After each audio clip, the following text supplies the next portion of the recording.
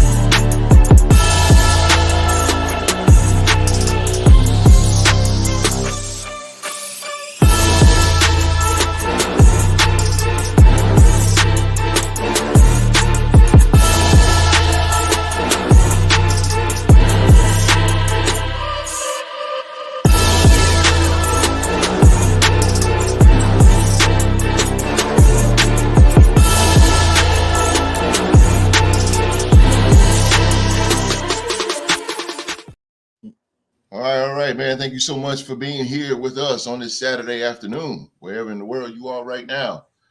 Again, man, thank you for choosing to watch the Real to Sports Podcast, the destination, your destination for expert analysis and opinions on NFL. As I mentioned earlier, that I have three great football minds sitting right amongst me right here, man. And allow me to introduce you guys to these fine gentlemen. They are the Real to Sports Podcast panel. Fly Eagles Fly is the motto. Fly Eagles Fly. And they are the defending NFC champions.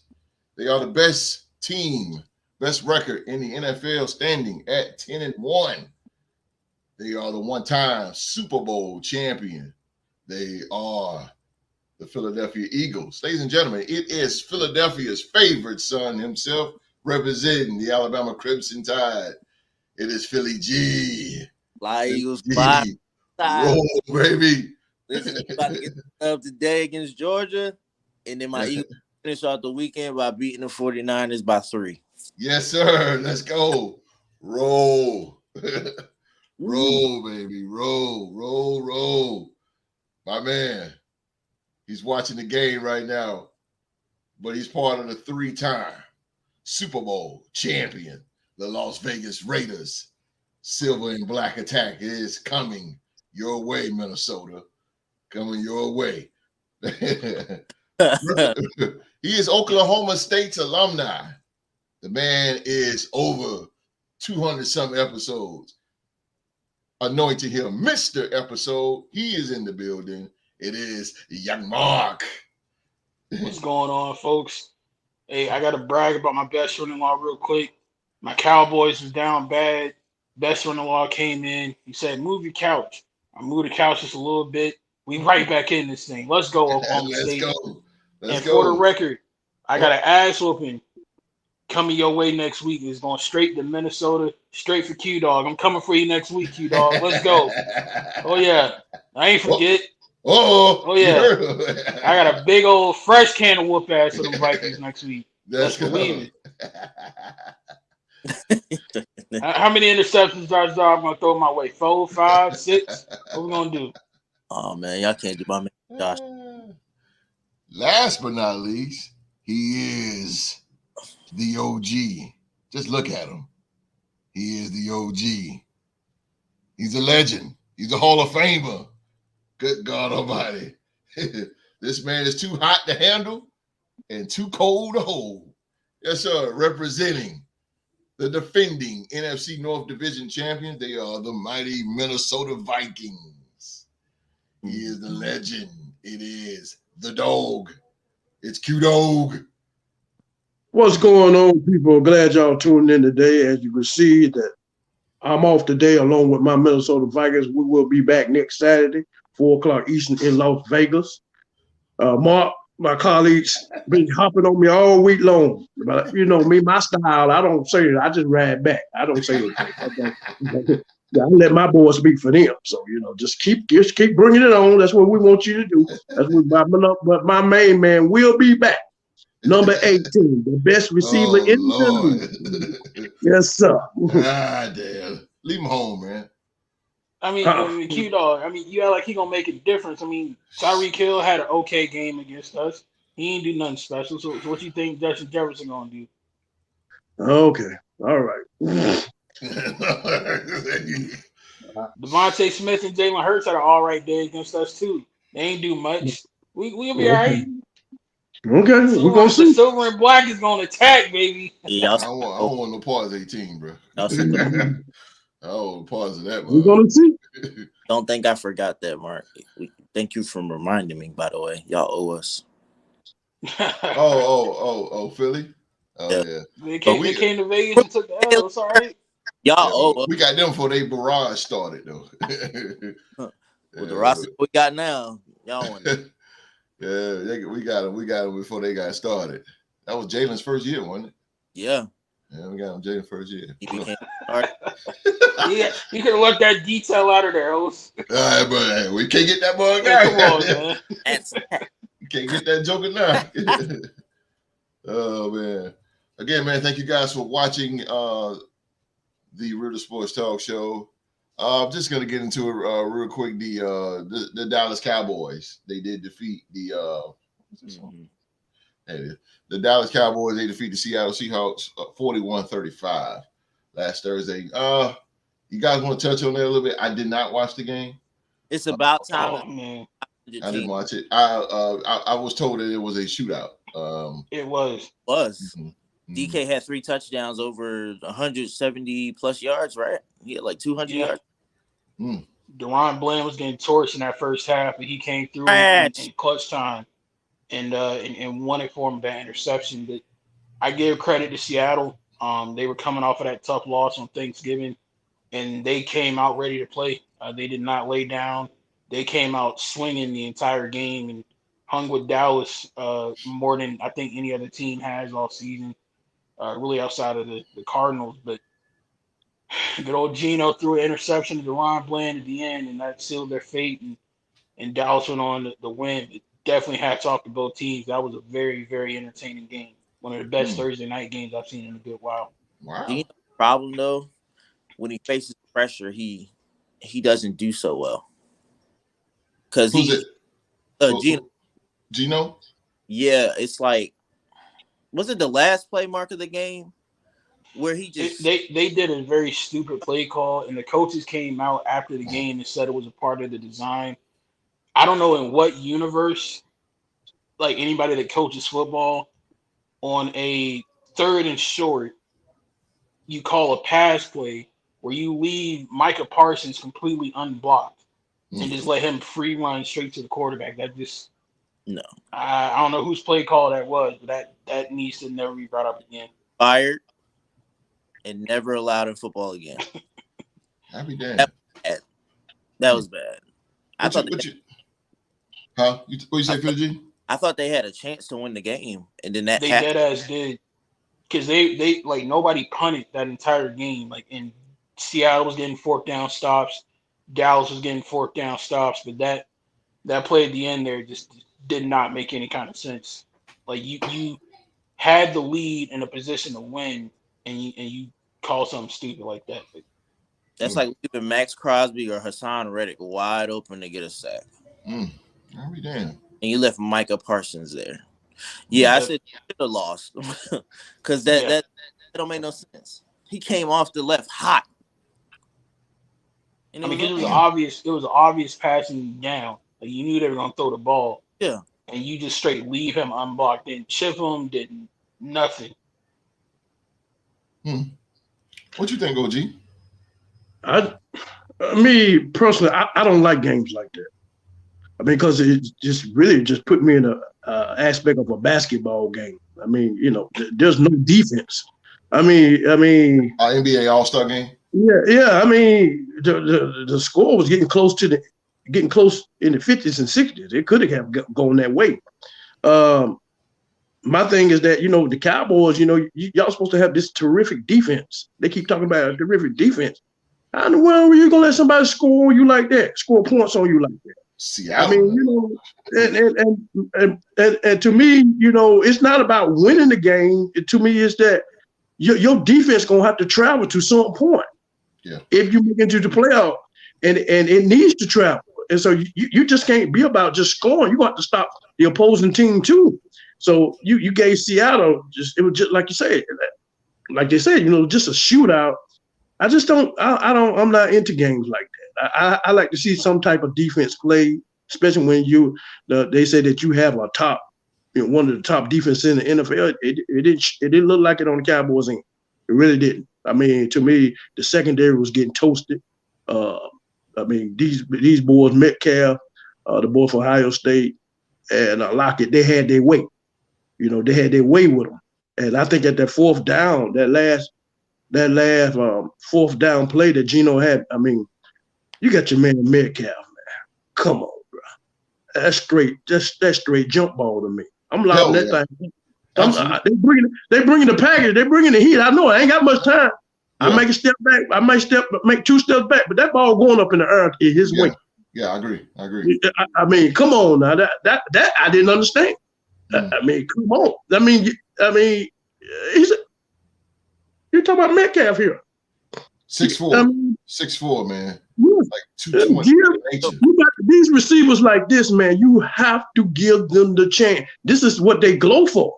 You have to give them that opportunity, man. You have to give them an opportunity. These great receivers, you have to give it to them. But that game right there was just I understand how the Seahawks felt, how they got smashed last week by the 49ers, and then they want to come out and show everybody that really wasn't us. And they played a good offensive game, but at the same time, the Cowboys, y'all supposed to have the great defense. Y'all supposed to did what the 49ers did. Oh yeah. But the defense it's not as great as they think they. I mean, they might got some playmakers, but you cannot see in a foreseeable future, far as the playoff, that you're going to make it far in the playoffs, giving up points like that. Not you know what I'm saying? It just no. You got to play Philly. You got to play Philly one more time, and you better bring it. That's their next opponent. You got to play Philly. So that's what I'm saying. Like with that, oh boy, but here we go again. You talking about that game, and then we say we know we got 2 great offenses, but where the defense is going to come when it's 38 and 35? Whose defense? I'm just saying who defense. We know the offense is going to show. We know, but who defense is going to show up though? Yeah. That's the question. You know what I'm saying? And the defense is supposed to travel. No matter what the offense do, it's supposed to be able to travel and support the offense, no matter how bad it is. But when these teams play each other, we know the offense is going to be great. Yeah. But it's the defense that we have to step up as we go on into this playoff run and the run towards the Super Bowl. They're going to have to step up some point in time.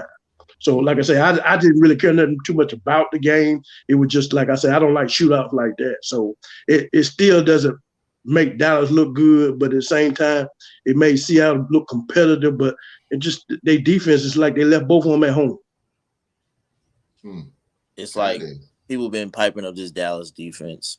I knew back when they lost 42-10. The Eagles have not allowed a 40-point game. We've allowed a lot of points, but not a 40-point game. And we've been playing offense all season. Whether it's bad play calling or not, we're 10-1. With that being said, we're not talking about the Eagles here. We're talking about the 9-3 Dallas Cowboys, who could have, at the beginning of the season, should have been undefeated, but they're not.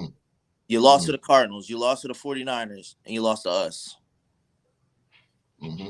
I'm probably gonna lose again. Well, I mean, my thing is that it's not about to me about how the team they lost against and what they, but it's the fact that we know that you're going to score points. You've shown that time and time again. You have a prolific offense. We know that. But your defense has to somewhat mirror that somewhere down the line. Because you're going to keep teams competitive. You're going to keep teams close to you and possibility to win the game. Seattle could have won that game. Very well won that game. Damn. I will give the credit where credit is due. Q-Dog, I'm not taking up for Dallas. So don't start a rant on me. I'm not a Cowboys fan. Not at the Dallas Cowboys at least. Nah, I'm not gonna rant. But Q-Dog, you got to give them somewhat credit. One thing that they did do throughout that game, they completely shut down Seattle's running game. Seattle could not run the ball for nothing against that defensive line. But the points will still score. Through the air because Deron Bland kept getting torched. The points will still score. The points. I'm not talking about how they scored. They still scored the points. The points will still score. You don't give them no kind of slack for winning it. The points will still score, Mark. The points will still score. No matter when you shut one position group down on another, the points will still score. I agree with OG. So how what are you saying? No. I mean, if you shut down this portion of the offense and maybe let this portion get, but if you limit them, say if the score was 45-14. Jeez. Okay, then now I can say that no matter what you did to them offensively, you did not let them score. They scored. So that really don't mean nothing. You let a team get close to you like that, they could have won the game. I got you. So you shut them down in one category still. I mean, the points will still score. That's how I look at it. But the thing is, I tried. for everybody, Yeah, you did. that's what's costing everybody a lot this season. Self-inflicting wounds. You're getting too many penalties at the wrong time. The Seahawks made a lot of mistakes in that fourth quarter. And there were some calls that should never have been called, but we'll get into that another day. Dallas, I'm not scared of Dallas's defense, man. Yeah, you shouldn't be. And I agree with what Q said. If Dallas Cowboys has so much hype about everything and, going now, they're going to playoffs. So, now it's kind of showing that their defense ain't really all that what they plan to be. Right. But they're not going to look at it like that. They're going to look at it like they won. That's how they're going to look at it like they won. They don't see that that's a problem. They don't see that that's a problem. That's a problem. If you let a team score, but they don't look at it like we got the W. That's all they care about. But if you continue like that, that's going to catch you somewhere. That defense has to play. You can't let a team get close to you like and you scoring 45 and they scoring 41. What have you done? Yeah, nothing. That means you barely escaped. You barely escaped. It's like y'all was in the backyard just playing catch. That's basically what y'all was doing. Yeah, and when you got a defense like that, and you're going into the Cowboys are going to playoffs. They're 9-3. They're going to playoffs. They got that wild card. They got one sold up already. We know that.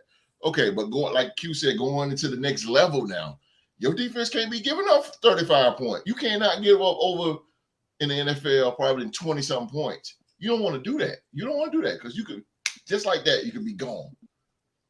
Just like that, you could be gone.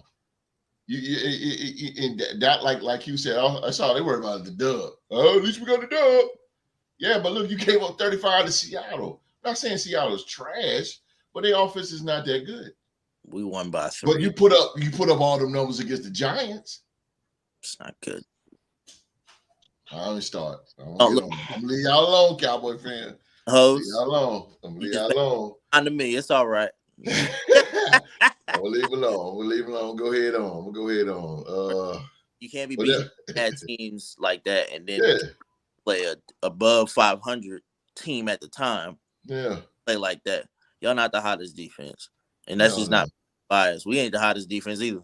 But Bland is on one. He's on one. I gotta give him credit. Until you face I don't know. But I don't know about that. He didn't look like that on Thursday. No, I understand that. I'm talking about what he's done 6 picks. No, but that game, he got ripped by 3 different receivers. Oh, yeah. Constantly. I mean, constantly. That that's wasn't just one. Everybody got a piece of. Yeah, all dog. All dog's gonna get. He's gonna have that game. But I'm just saying what he done in the past. I mean, 6 take it to the houses, 6 pick sixes. That's pretty. Think about impressive. They're not against above 500 teams, so what does it really matter? That's true. That's true too. But I mean, it's hard to get an interception these days. Not alone a pick 6. You got 6 of them. I see what his host is trying to do the same argument I did, but just like Q-Dog and Philly. I give Cowboy a little sound, but I see exactly what y'all getting at. Y'all ain't wrong. Y'all ain't wrong whatsoever. One player does not make a team. That's very true. Y'all very true.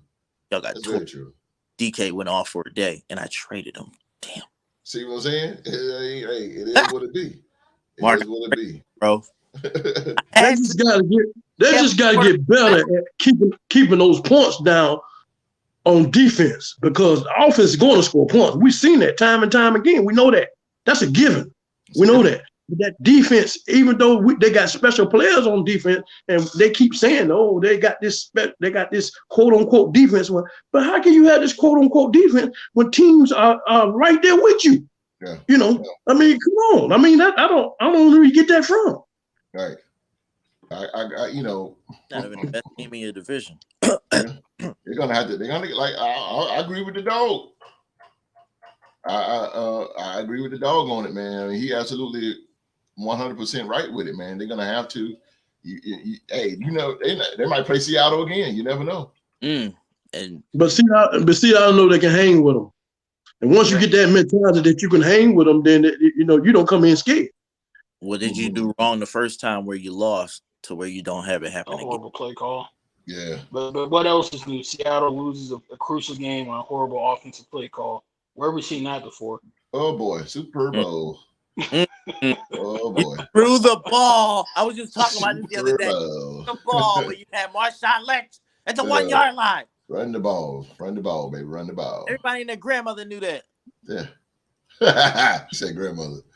That was Thursday's night game between the Seattle Seahawks and the Dallas Cowboys. Again, the Cowboys come out with the win, 41-35.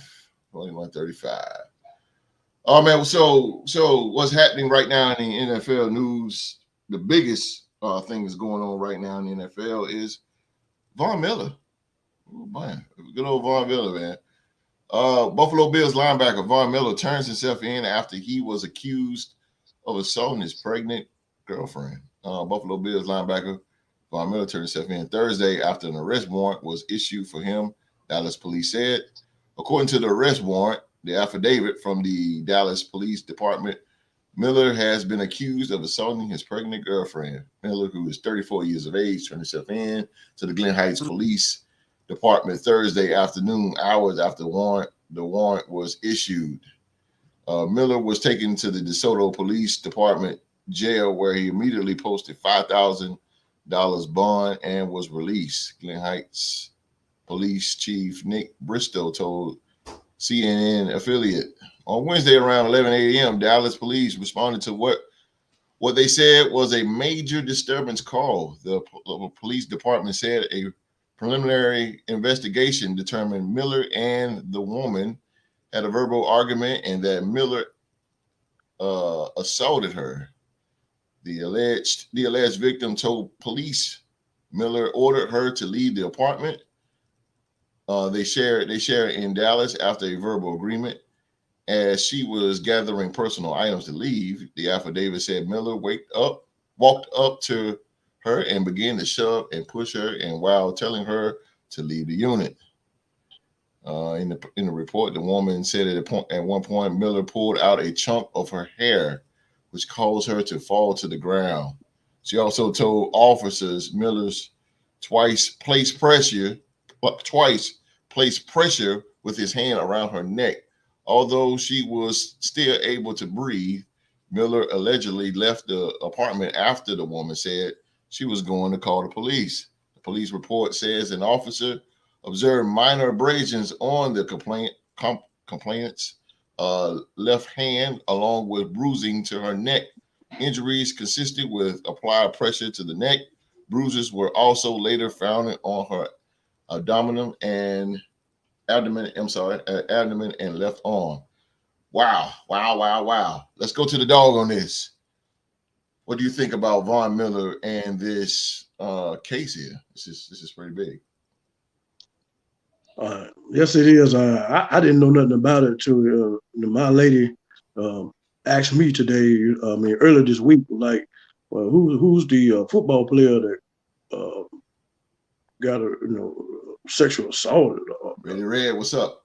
And I was like, I didn't know who she was talking about at the time. I said, well, I don't know. I said, let me Google it. Then Von Miller name popped up and everything.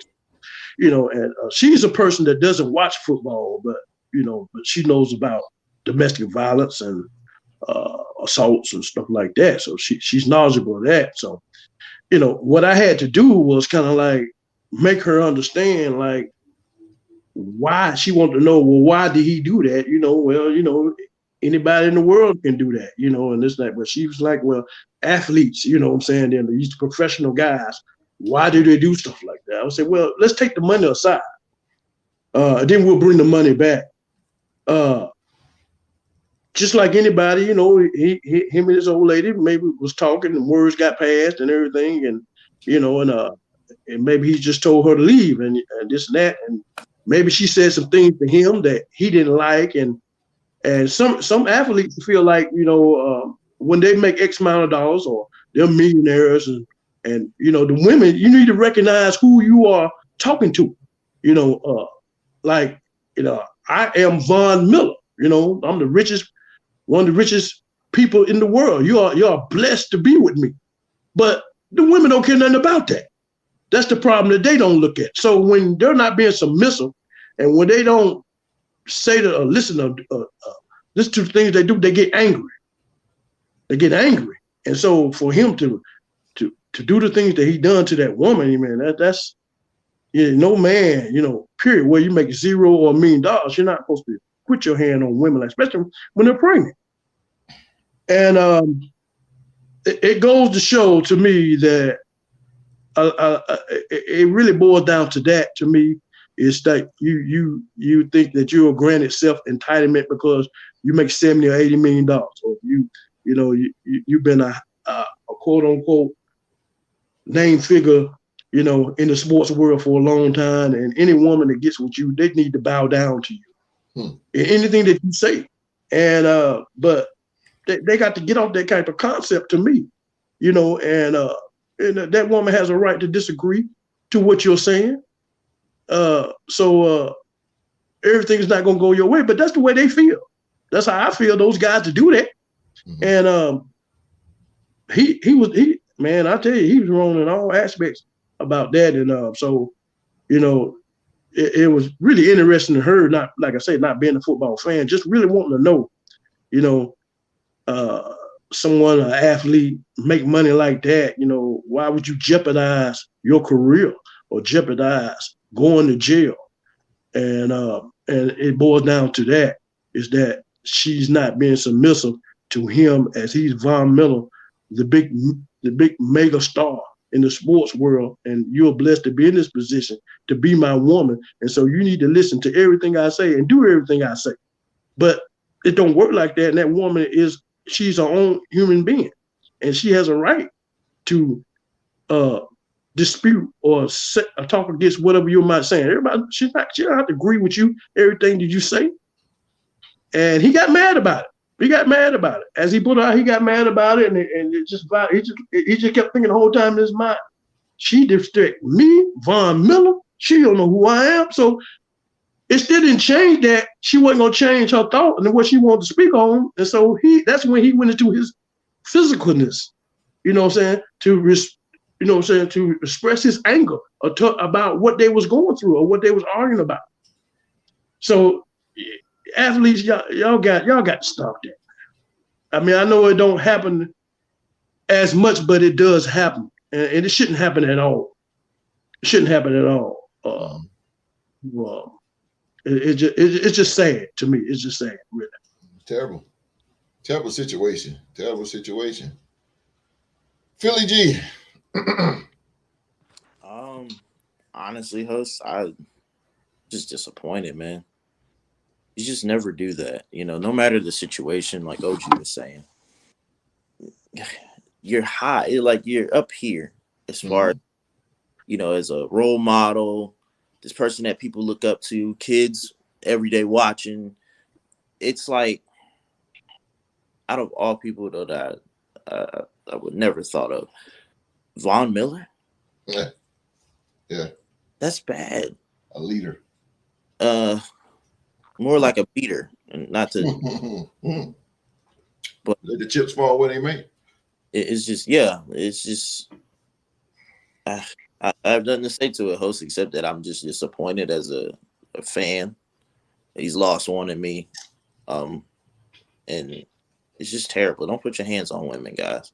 Yeah, man. Not saying get beat up or anything. But if you got to pick somebody up, that's different. You don't beat them. Yeah.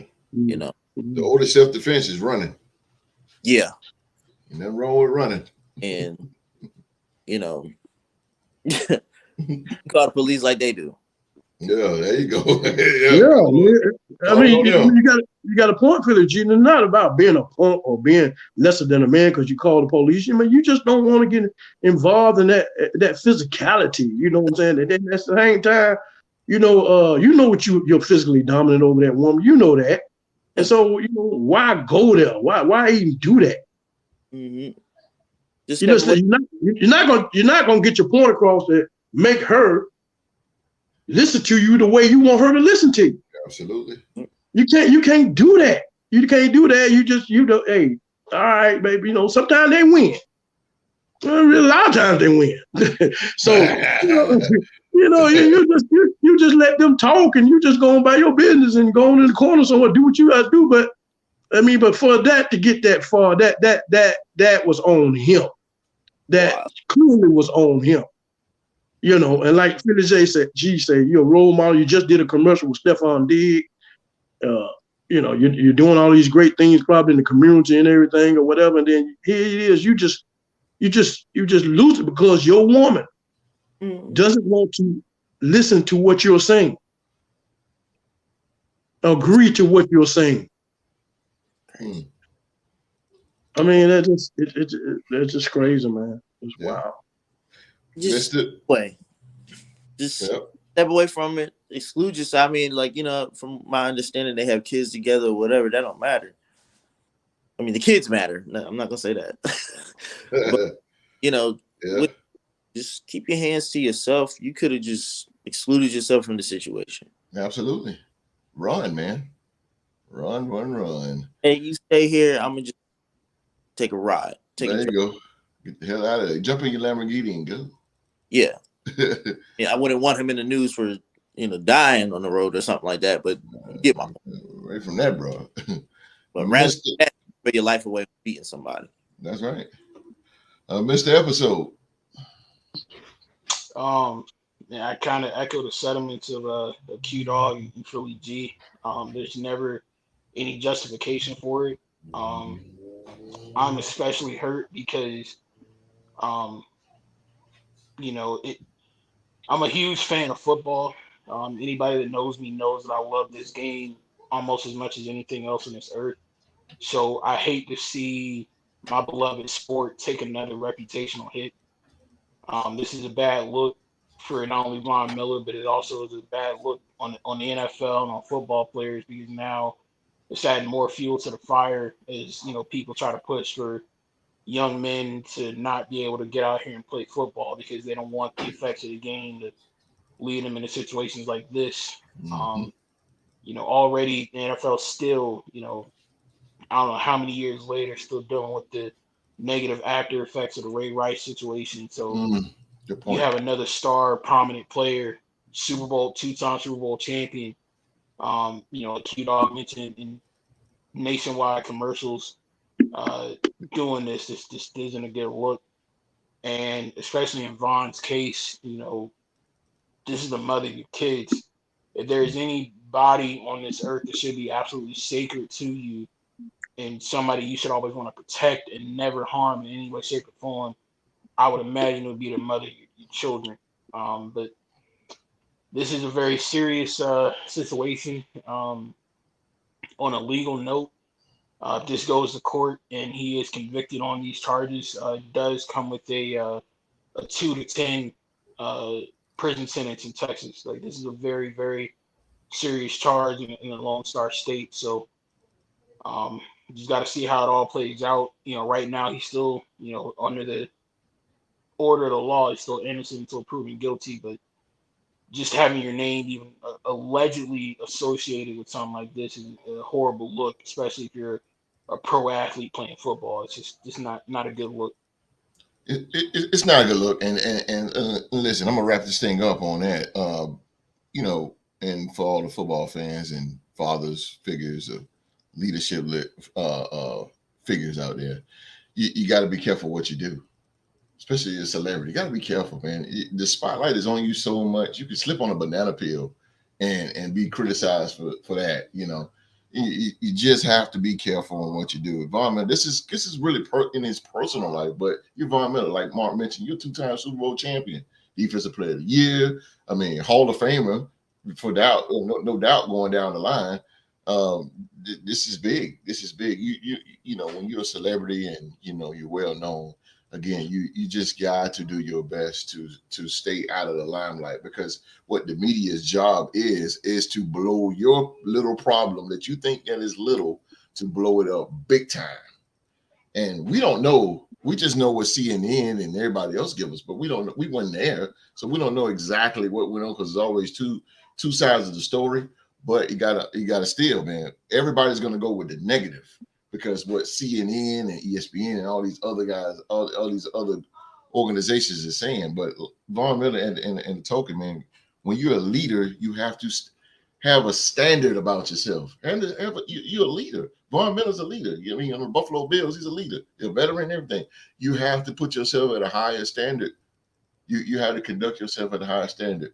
Now, if a younger guy did that, then Von Miller will be probably told to come in and mentor that guy. But no, Von Miller, you got to set the standard, bro.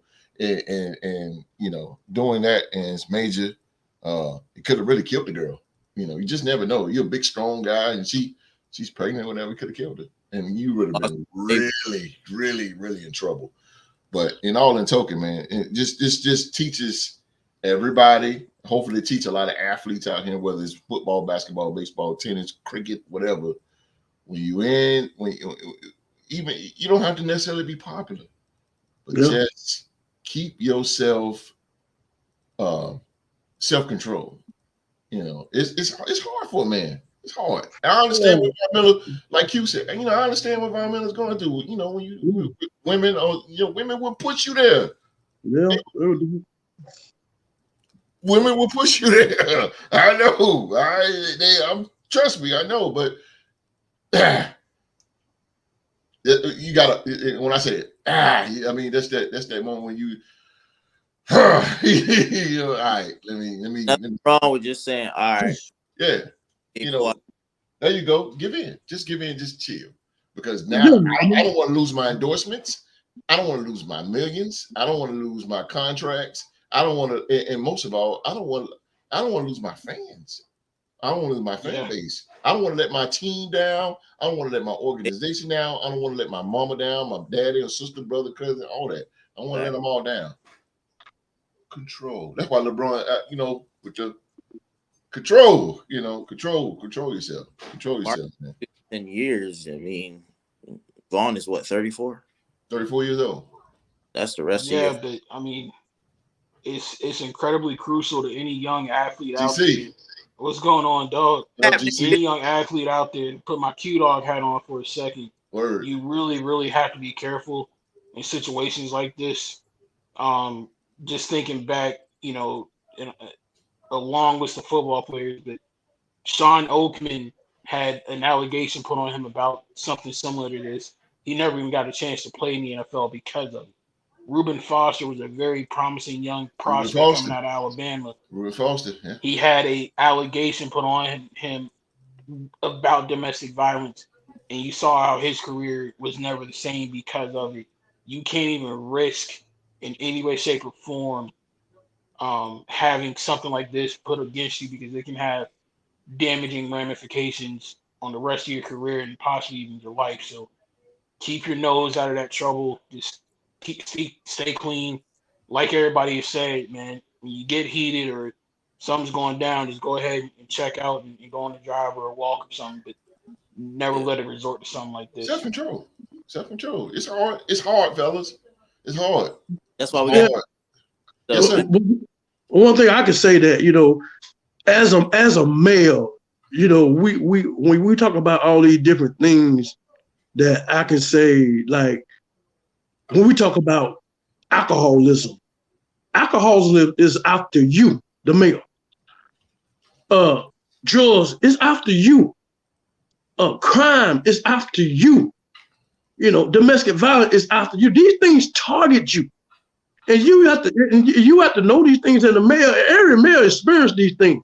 It's whether you be involved or deal with them or not. That's entirely up to you, but it's after you. It's after you.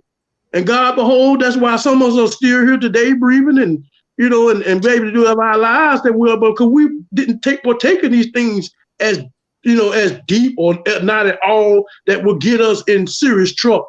So you got to know these things is after you as a male. It's after you. Every male is going to experience these things. Nobody is exempt. The judicial system is not set up for us, man. It's not. They're going to win. You don't want to give them that. That's what they want. That's what they want. So you got to think. You got to think deeper than what's going on with this situation like that. You know, you're like, it's just talk. Okay, then let them win. Go on my corner. We'll be okay. We'll make it up. We'll say you know what I'm saying. I'm sorry. You sorry. That'll be it. But when it comes physical, that's when it's done got outside the limits of that circle. You're never supposed to get there. Verbally, I understand that. You want to speak on what you believe. She want to speak on what she believes. All right, let it roll. I'm done. You done. Let's move on to something else. Got to get that type of understanding in the relationships or marriage or whatever. You know, arguments are going to happen or whatever. You say what you got to say. She got to say what she got to say. You speak your piece. If y'all can't meet in the middle, let it go. Let's move on. Just that simple. Hey, you ain't kidding, bro. It should not never get to that point. It shouldn't. It shouldn't. And that's on him.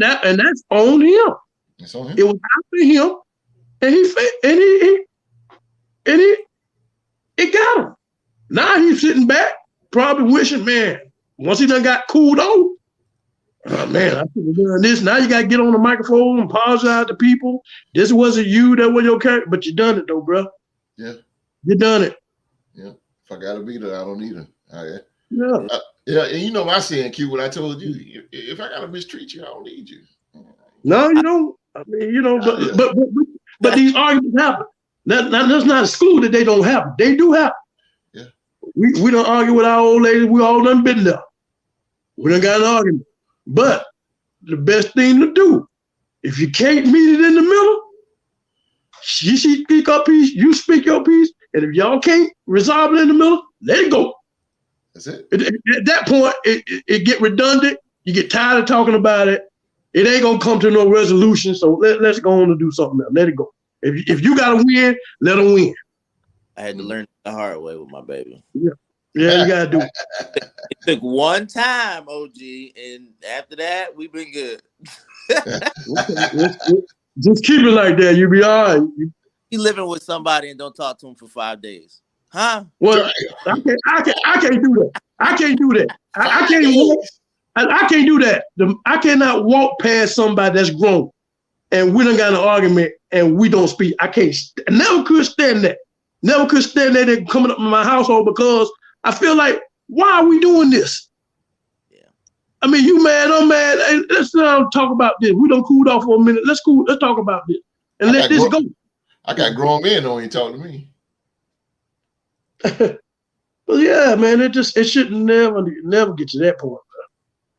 Well, Miller, brother, I'm gonna pray for you. I got grown men, man, and me don't even talk to me, bro. Well, yeah, OG, we definitely need to keep him in prayer, man. Yeah, keep him in prayer, man. Yeah, bro. Yeah, Yeah. man. Brother Vaughn. Oh. Stay strong, brother. Stay strong, brother. Oh man. All right, man. That was some good, interesting information there. But Philly G 5 days, don't let that go. Don't bro. 30 minutes to an hour. That's it. And after that, we got to come back to some kind of. I love you. Can we get back to? We can't. Yeah, 5 days. That's ridiculous, bro. 5 days. You might well get out of that's here. too long. Yeah, you got to get out of here. 5 days. You got to go.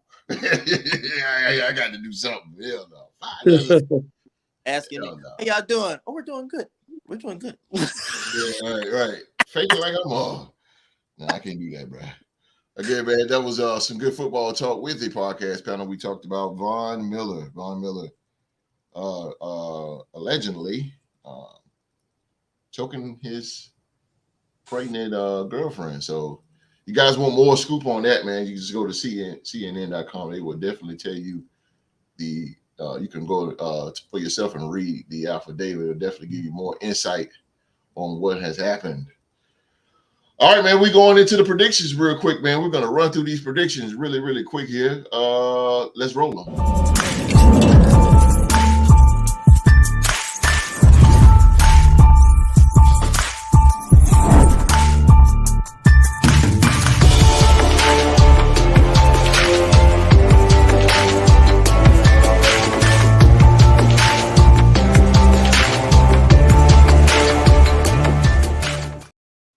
Before I get into the predictions, I do want to acknowledge Ready Red. Ready Red is in the building. Ready Red. It's been a long time, Red. It's been a long time. Where you been at, boy? Ready Red. A long time. Ready Red and GC. Seahawks. Yeah. Hey, it's funny how Ready Red show up when the Cowboys win, but when they lost the other week, we couldn't find them. Tumbleweeds. I caught what you said, host. Yeah. What I say? Bunch of roaches. Yeah, people that don't want to talk to you. Yeah, I caught that. You wrong for that, man. Hey. What's that word say? Hey. I gotta keep it real. Yo. Yeah, boy. Yeah, Mark. I got grown men, man. You don't want to talk to me, boy. I ain't do nothing. And I caught on today. I was like, I mean, hey, I ain't do nothing, y'all. I mean, hey. We were talking about something serious, and I'm trying to keep a straight face, but I couldn't hold back after that, man. That is serious. I got grown men that want to talk to me, man. Y'all, look, man. I'm here. Come here. Bro, you can tell I've been at host side too long, bro. You have, bro. 2 years. Oh man. 2 years, my man. 2 years, my man. Been here for a year. Yeah, that's right. That's right, man. I'm telling you, man. Been a long time since I left you. I ain't gonna get there. All right, man. We got the predictions. Word. Step two. We in week 13 here of the NFL predictions. I have Philly G. I have the OG, the legendary Q Dog, and I have missed the episode right here. They about to give you who they think is gonna win for week 13. Starting off here, man. Let's start this thing off with Mr. Episode. We got the Chargers of LA. They're going to Gillette Stadium to take on the New England Patriots here. Patriots are the charge, Mr. Episode. First thing I want to say, host, yes, don't cheat off my paper this week, man. you do that again, bro. I'm suing you for copyright infringement. From what I understood that me and you tied for King in the Mountain. I think that might be the first time in prediction history that two people have tied for King in the Mountain. I don't know. That happened all the time. Yeah, all the time. But it took Deuce forever to win it on his own. Y'all was the highest. Y'all two was the highest. Well, I mean, for two people to pick, I can understand a group of people, but for just two people, so that let me know we was on the same wavelength with these picks. You know what I'm saying? But so mine against mine. Yes, sir. I like that. GC said, get Derek Carr though.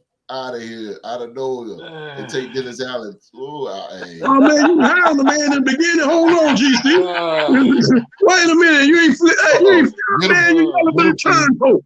Ain't they yelling Super Bowl? You kept like, you kept talking about you gonna make Derek Carr star and all this mess when you first got the man. Get him, Q. Not get him out of here. Boy, how quickly they turn on you, boy. Boy, I tell you, what you talking about, boy? Boy, I'm trying to say. Smile in your face.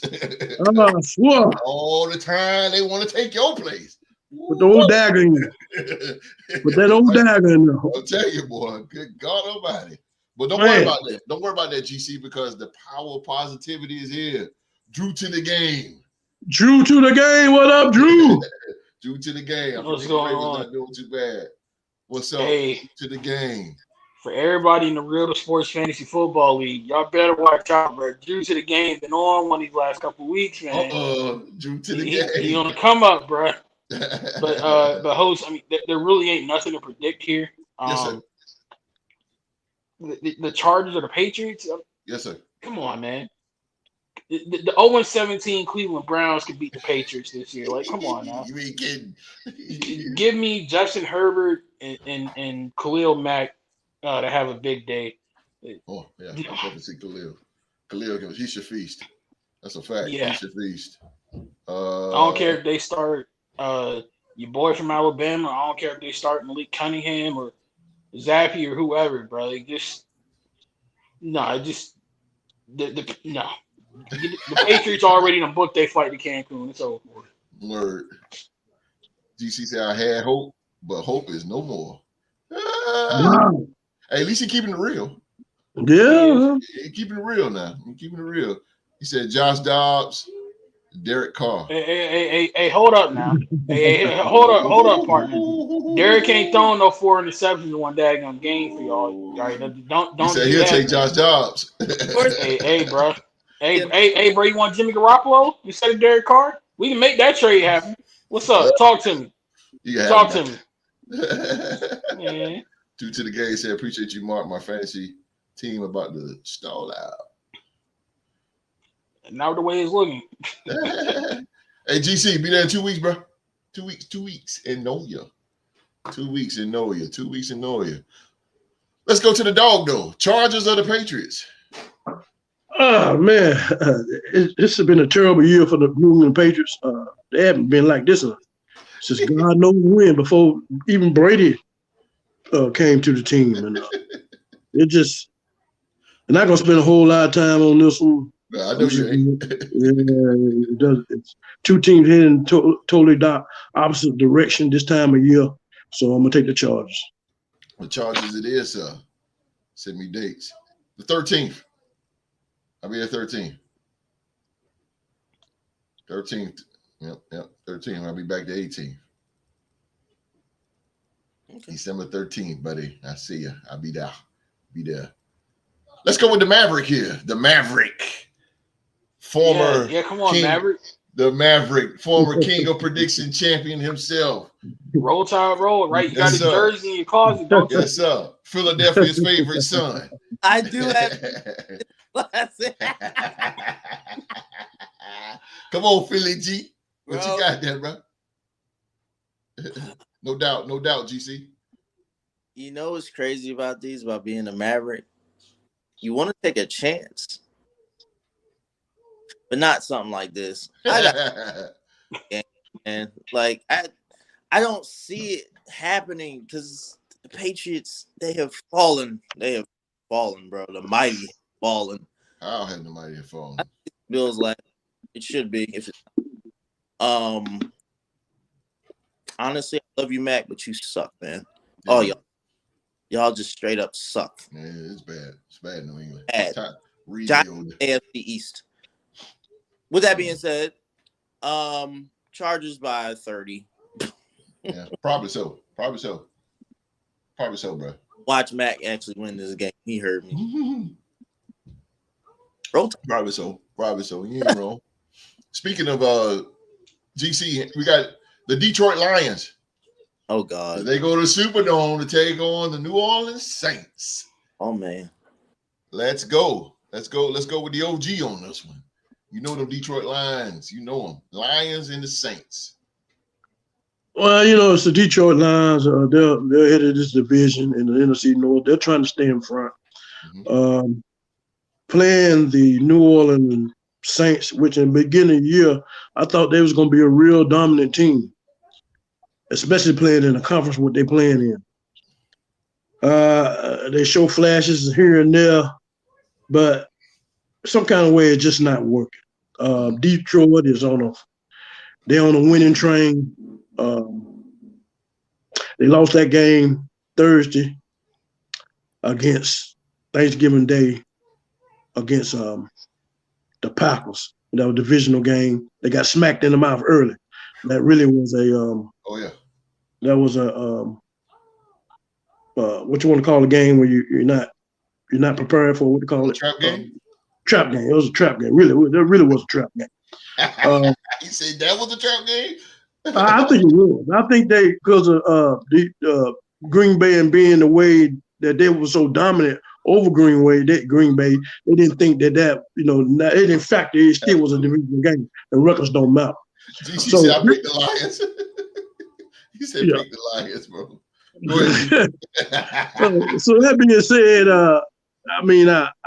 I see that maybe the Saints might try to muster something here or there, but I think Detroit is too much of a well-oiled machine offensively.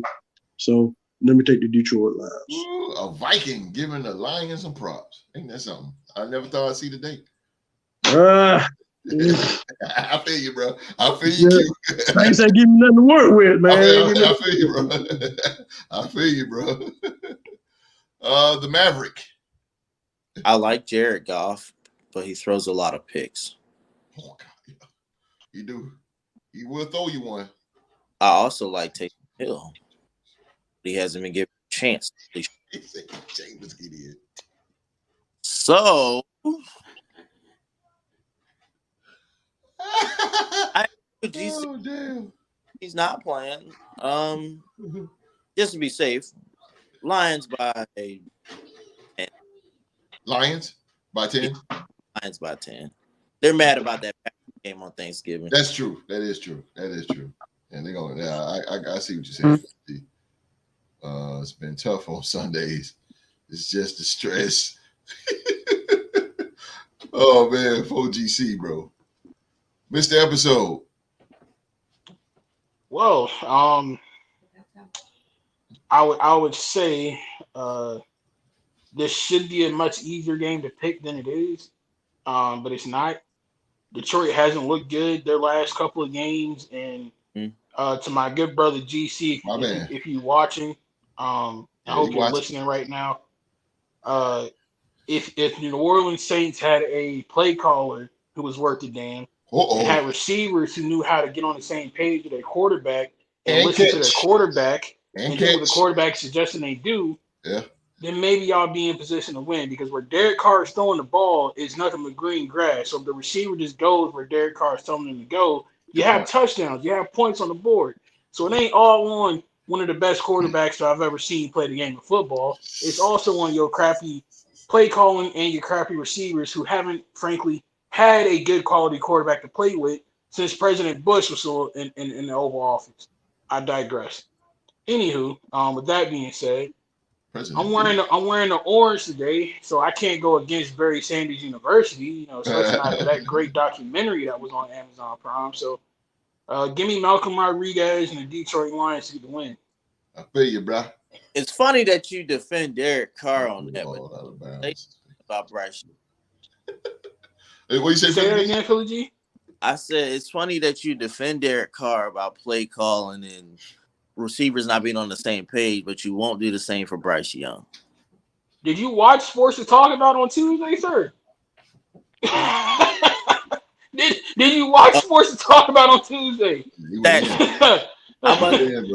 I will go back and watch it. Mark, hey, for the first time in this podcast history, Mark went in, bro. Wait, was it? Yeah. He went in, bro. I just let him go. PM and all that, right? Huh?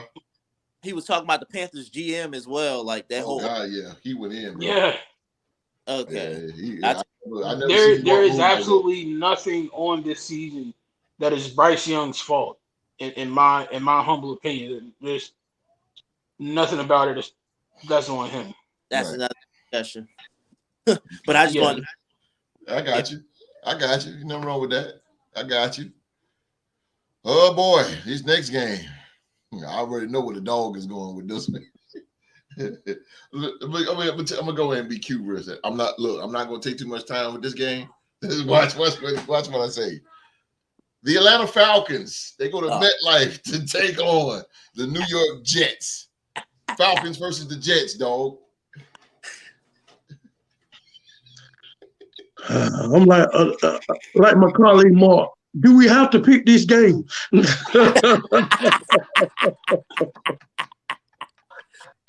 I mean, Atlanta itself, that's a team that's kind of wishy-washy. Oh boy, yeah, they are. They kind of wishy-washy. Yeah, and that gives New York Giants hope. Yeah. To me, and they're playing at home.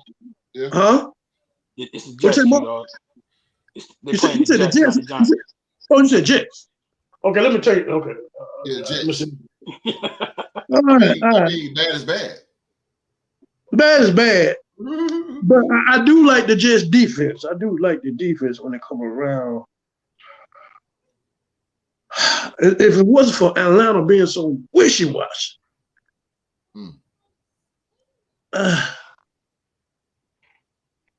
We'll be able to talk now.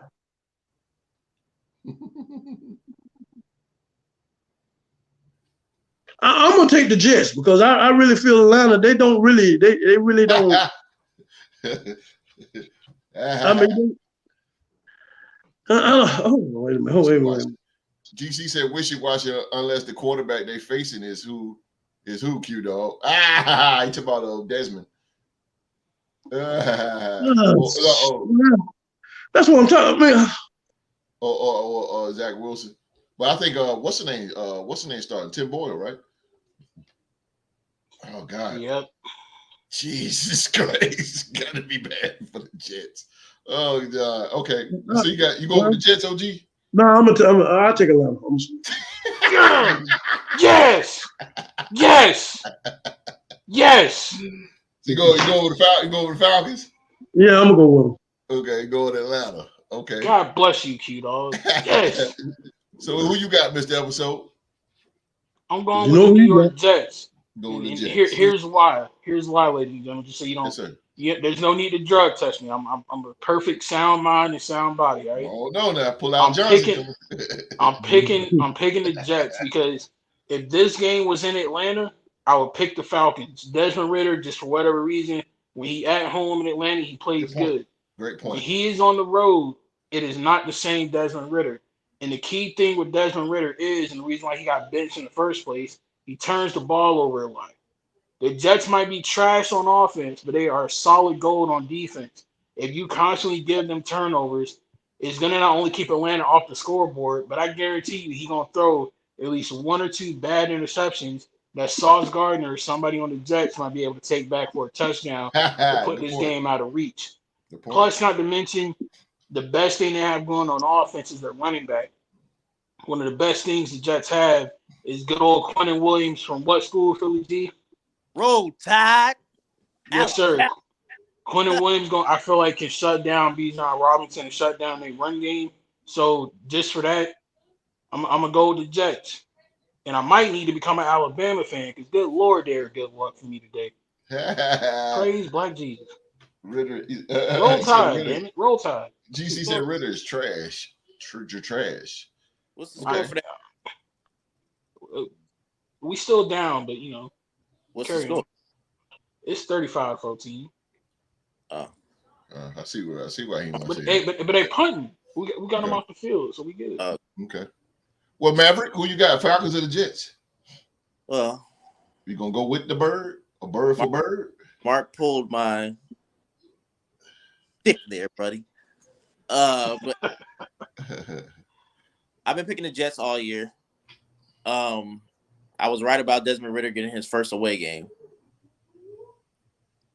But then on the other hand, Jets have been playing phenomenal on defense because they have a couple Alabama players, by the way.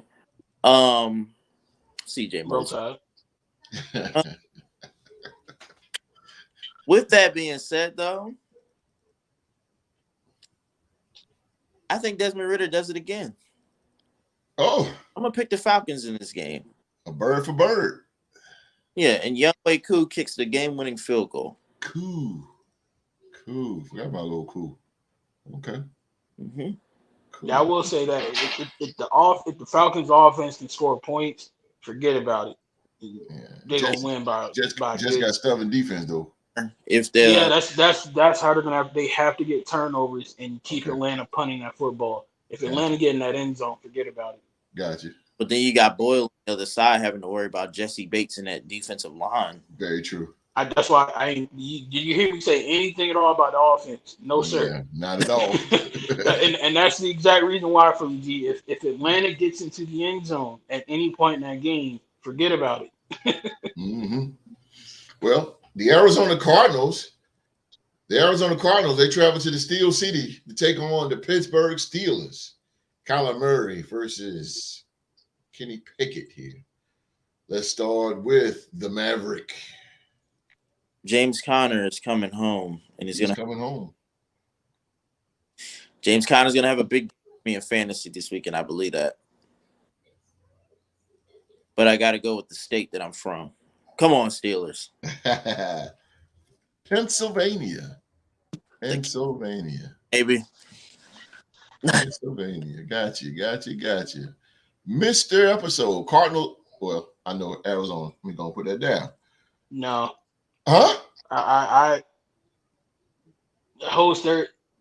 Why and what reason would I have to pick Arizona? As much as I cannot stand that damn team. This is why I hate this, because I'm forced to pick them in back-to-back weeks, and this irritates my soul. Like, you have no idea how much this hurts me internally. Like, I hate Pittsburgh with every fiber of my existence. Like, I really wish they would go away, but unfortunately, I can't pick Arizona. Not after they just got rid of Zach Ertz. They officially tanking now. Yeah. Like the trying to play really good but still lose phase is over with. They just straight losing now. Absolutely. I don't trust Kyler Murray to have a big day going up against T.J. Watt and Alex Highsmith. I don't expect James Conner to be able to be enough for them to try to take away some of that pass rush or him to have time to get the ball to Hollywood Brown. No. I may hate the Steelers, man, but I ain't dumb when it comes to picking football. So give me Jaylen Warren from the Oklahoma State University, the starting running back of the Pittsburgh Steelers. That boy can run. And unfortunately, I gotta go with Pittsburgh. Pittsburgh it is, sir. Pittsburgh. I'm just glad Deuce isn't here to witness this. Shout out to the 985. Yeah, you hear that, Deuce? I hope you are. Najee will be the star of this game, buddy. If Najee and Jaylen Warren want to have a on the field competition for who's the best running back, I'm all for it, because I mean Pittsburgh gonna score points and they're gonna win the game and I'm gonna look good. So we win either way. Man, Lord, I just hope and pray for all y'all listening out there. Please say a prayer for me. I really hope this isn't a sign that Deuce is trying to convert me into becoming a fan of the Steelers. I really hope this is not what this is leading to. GC, I done picked them in back-to-back weeks. He said I would send it to him. Shout out to Deuce. To the Deuce. He got me watching HBCU football and got me picking the Steelers. Lord help me. Shout out to the Deuce. Shout out to him. He did get us into HBCU a lot more. He did. But prayer versus FAMU. True that. OG, Cardinals or the Steelers? This is one of the games that I'm not going to waste a whole lot of time on.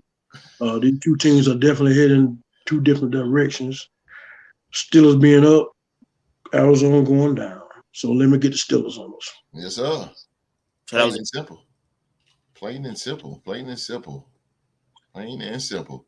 Next game, man, we got an NFC South Division game. We got the Carolina Panthers We see what this interim head coach got, man. Carolina Panthers, as they go down to Raymond James Stadium to take on the Tampa Bay Buccaneers here. Let's go on back to the OG. My biggest thing, I always say that divisional games, Yes, sir. the record don't matter, but this is an exception. Yes, sir. Yes, sir. You hit the nail on it. The smooth slide into the disappointment on that was phenomenal. Boy, he smoothed that one out, didn't he? Oh, the way he just slid right into that disappointment was just. That's a smooth operator right there, boy. Oh, man. Woo, that was cool, fellas, that was cool right there, Q. That was cool. I mean, this team, this Carolina Panthers team need prayer. I'm telling you. I mean, I never in my history of watching football, even the one in 17 Cowboys in '89 wasn't in this much of disarray. I mean, they had light or something that they look for, that they can look. This team, I just don't know. Yeah. I mean, I don't even know what to even say anything.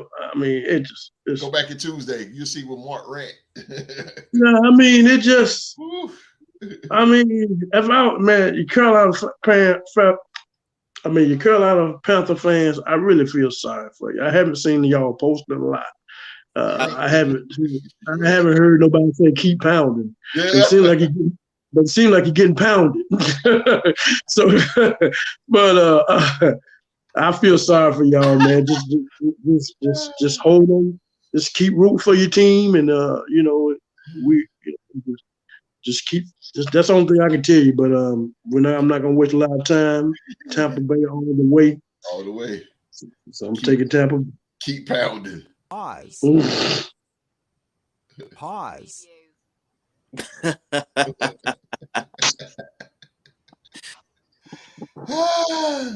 Philly G.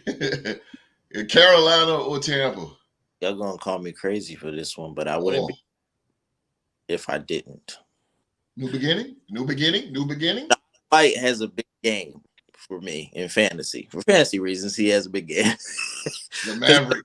Like, we're not gonna sit here and act like it's not the Panthers. I truly feel like they have a chance to turn it around, and this could be it. Mathematically, they look like that they're about to be out. Something in me said probably gonna reach 7 and 10. About to be out. They are out. Yeah, what do you mean? Fifth game of the season, they was gone. 7 and 10 if everybody starts losing. If they make 7 and 10. Sir, they already have 11 losses, sir. They have 11. They have 11 losses, sir. Oh, so I'm thinking about last week. Oh, my bad. Yeah, they won 11. Take them urgent care, bro. What's up, Sojo? Sojo, what's up? Sojo. Report at you, Philly G. Yeah, wait. Wait till we get to that game. He waiting on you, Philly G. All right, Sojo. So you know what happened when you try to come at the Vikings like that? 40 Winers will be taken down tomorrow, but going back Dawkins. Would that be? He will disappear on you now. Tampa Bay's about to run all over him. Okay. Yeah, Rashad White's gonna have a big day. I say about 100 yards, 2 tutties, and then Mike Evans is gonna tear it up in the air game. Bucks by 20. Baker should throw a good 3 on this one. He should go 3 touchdowns on this one. Not even 3, 4. Maybe 4, yeah. Yeah, I agree. Just don't throw a pick 6 at the 99-yard line like a certain. You ain't lying, boy. Missed the episode. Oh, man. Allow me to be petty for a moment, gentlemen. Sure. I recall the beginning of the season when we were doing our preseason predictions. I said that the best quarterback in the NFC South was playing in Tampa, Florida. And that man right there, that man right there, GC, along with the good brother Deuce, both called me crazy. They said I was out of my natural God-given mind for thinking that a young, small quarterback wearing number 6 named Baker Mayfield could be the best quarterback in that division. And they wanted me to be drug tested. Well, GC, how's Derek Carr working out for you, my guy? How's that working out? Tampa Baker went into the Superdome and beat the Aints at home. So with that being said, I'm clearly taking Tampa Baker and the Tampa Bay Buccaneers to win this game, and they're gonna smack Carolina, man. How you turn on your mans like that? Hold up. No, hold on. I turned on the team. I ain't say nothing about Derek Carr in that statement. I turned on the team, sir. Come on, man. I heard. Man. Oh man, these picks are kind of. Oh, it's gonna be an interesting week for you guys, huh? We're gonna see. Yeah. If we're talking about preseason picks, I said that division. Mm-hmm. That's what it's looking like right now. I mean, you right in that department, but they ain't got the best quarterback in the division. I was correct in that prediction, sir. Tampa Baker, y'all gonna put some respect on his name at some point. Almost got benched though. At what point? That 49ers game. When? Kyle Trask come in. Ugh, it's even worse. Baker almost got hurt because he ain't got no offensive line, but he's still having a better passing season than the New Orleans Saints. So yeah, you call them the Saints, but you own the jersey. Side switcher. Right. Damn, Mark. Kicked you in the balls on that one, bro. I mean, if you want to talk about side switching, GC, I still got screenshots from when you was going in on Derek Carr a couple years ago when he was with the Raiders, and then all of a sudden switched up and was loving that man when he became a Saint. So let's not go there, my guy. I mean, well, we see. Look, Mark, you ain't even got to go through that. We just seen it earlier. Right. Lord have mercy. You better get old crab legs in that game or something. Oh, Lord. Oh damn.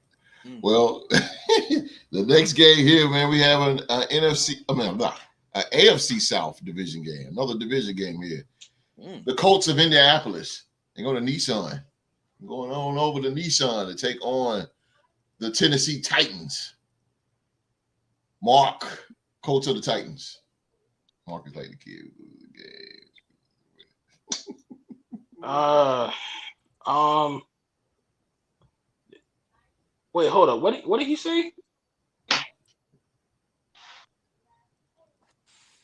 Sir, if that was the case, GC, I would have started rooting for the Raiders a long time ago, my friend. But that's beside the point. GC. This game is a tough one because, like Q-Dog faithfully says, it's a divisional game, so it's gonna be tough. Yeah. Colts and Titans. The Colts win a lot of games. They won a lot of games this season they probably shouldn't have won. But at the same time, Gardner Minshew don't really protect the football as well as he should. Mm-hmm. And at the same time, the Titans are still trying to figure it out with their young quarterback. Mm-hmm. Damn, this game could really go either way. Just because I trust their defense and their offensive line a little bit more, I'm gonna take the Baltimore Colts in this one. Okay. Philly G. The team formerly known as the Baltimore Colts. Tennessee. I believe in Will Levis. Good point. And I love look, don't get me wrong. I love Shane Steichen. I love Gardner. The time in Philly.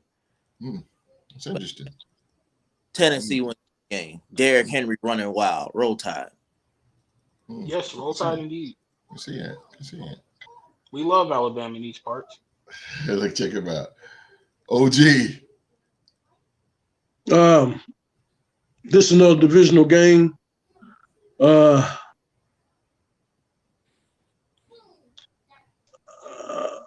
I kind of figure I like the Colts. Their ability to hang in games the way they do.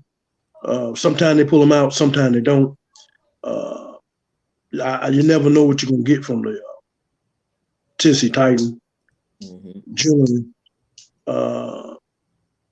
but the consistency of hanging in games and be able to pull them out sometime, that's why I'm gonna go ahead and roll with the Colts on this. The Colts. Gardner Minshew.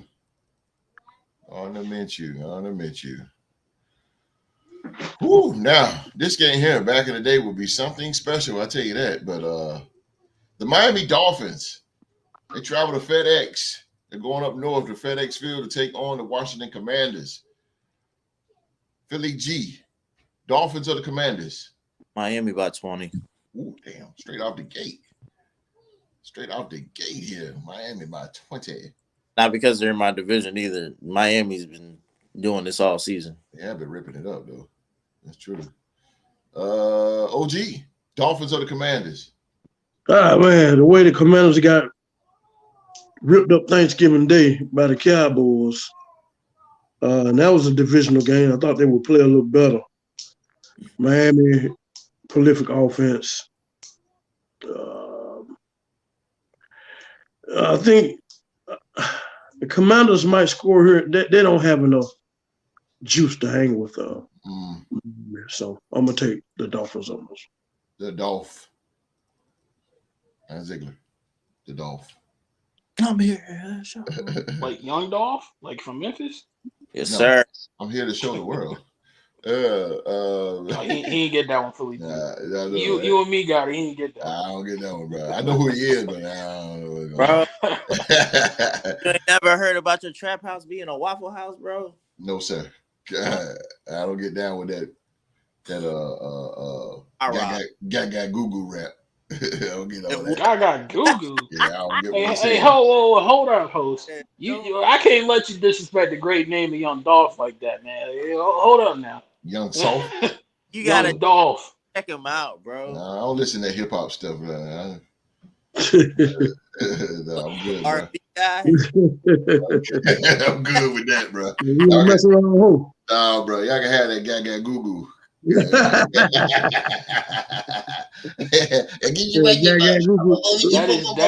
is the furthest thing from No, that's not Dolph. Man. host. That is the furthest thing from Young Dolph I've ever heard in my life. Not Dolph. He says Dolph. You just compared a filet mignon to a Salisbury steak. Hey man, GC Philly G, we got to put them up on game. Hey, Yeah. Hey, nah, bro. That's like saying freaking Young Dolph, man. That comment was wild. for real. Like basically to put it in y'all terms, right? Give me Johnny Taylor, Shaka Khan, Whitney Houston. But host, what you just said was like comparing Fergie's national anthem at the All-Star game to freaking Teddy Pendergrass, man. Like, come on, dog. GC tell you no gaga goo goo. Man, I can't believe he said, bro. I ain't even from. Oh shoot. I don't listen to no Young Dolph. Look at his name, Young. Man, bro. Rule number 1: get the money first. Okay. Right. Rule number 2: don't forget to get the money. Rule number 3: rap. Don't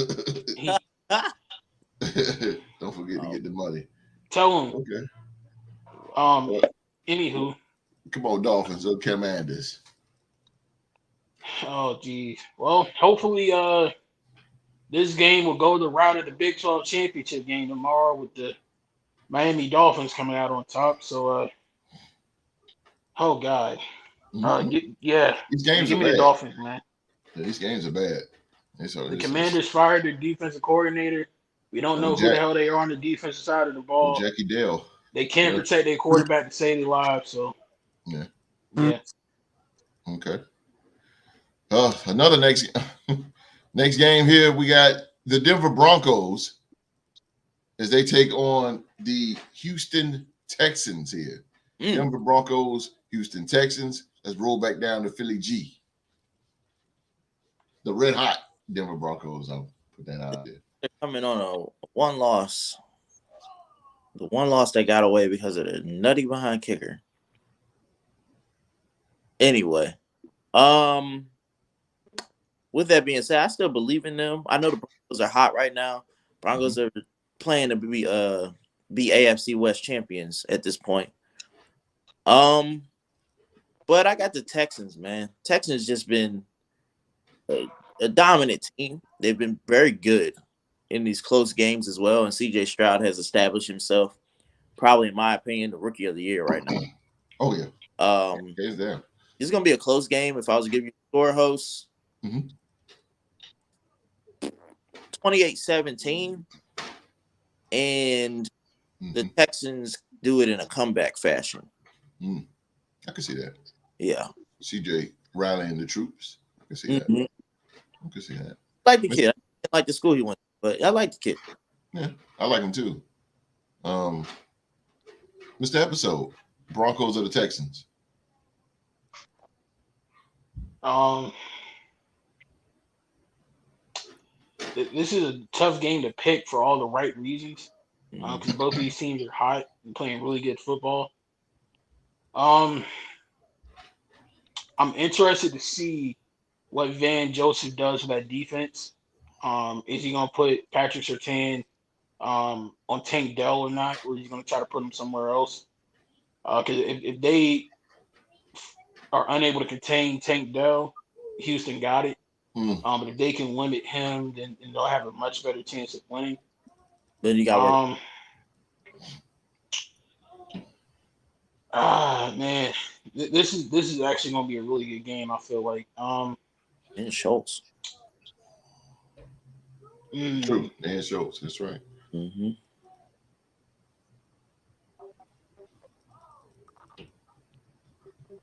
Goo goo gaga. I say give me forget the state of Texas, but give me the team that doesn't wear orange. Give me Houston. Houston it is. The rest of the state of Texas can fall off a cliff. Yeah, OT. OG Broncos of the Texans. Oh man, this definitely is a tough game. Both of these teams are rolling. The rest of them down the stretches. The rest of them is too. I mean, tough to pick. Yeah, we're looking at Denver Broncos. They rolling out Sean Payton. Russell Wilson had finally got their act together and got on the page. The defense is coming along. It's kind of remind me of my team a little bit in a way. We are all ecstatic about C.J. Stroud and the job that he's doing. That young man is really ripping it up. He is.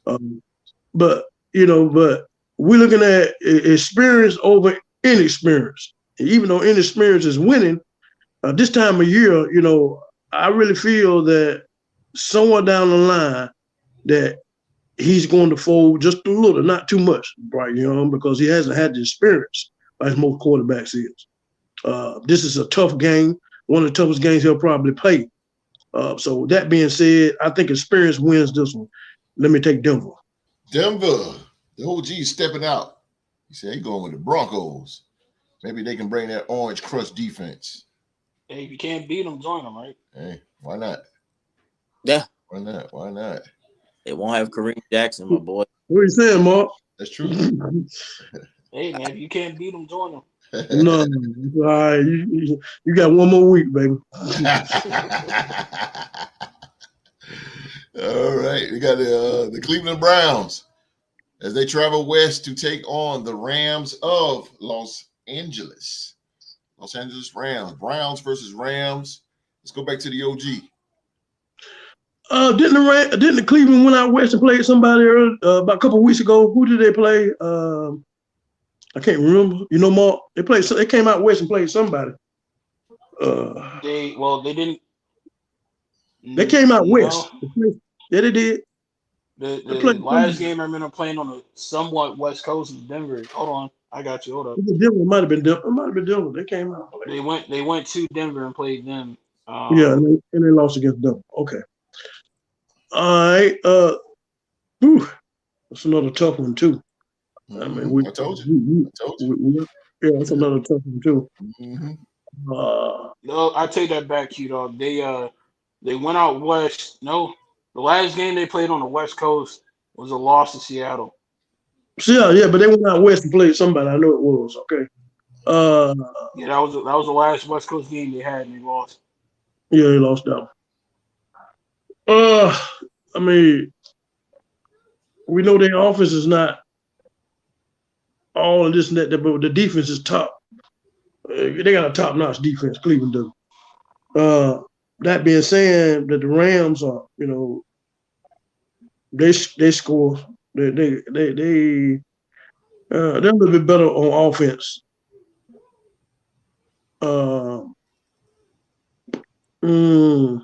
But if I had to choose, I gotta choose. I'll take the Rams on this. Rams it is.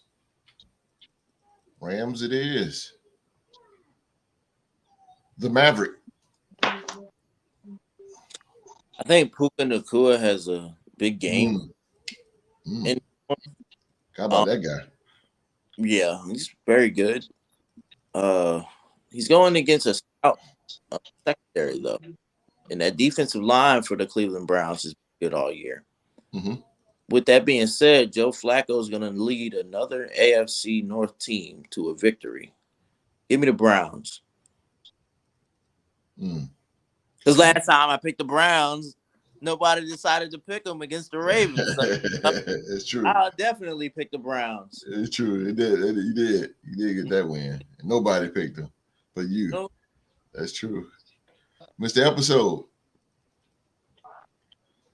I'm disgusted at the color orange. It hurts me to look at my shirt at the moment. So you're picking the Rams. Yeah. Rams it is. Rams it is. Well, moving right along here. We have probably the best game of the year and definitely the best game of this week. The San Francisco 49ers. They travel to Lincoln Financial to face the best record in the NFL, the Philadelphia Eagles.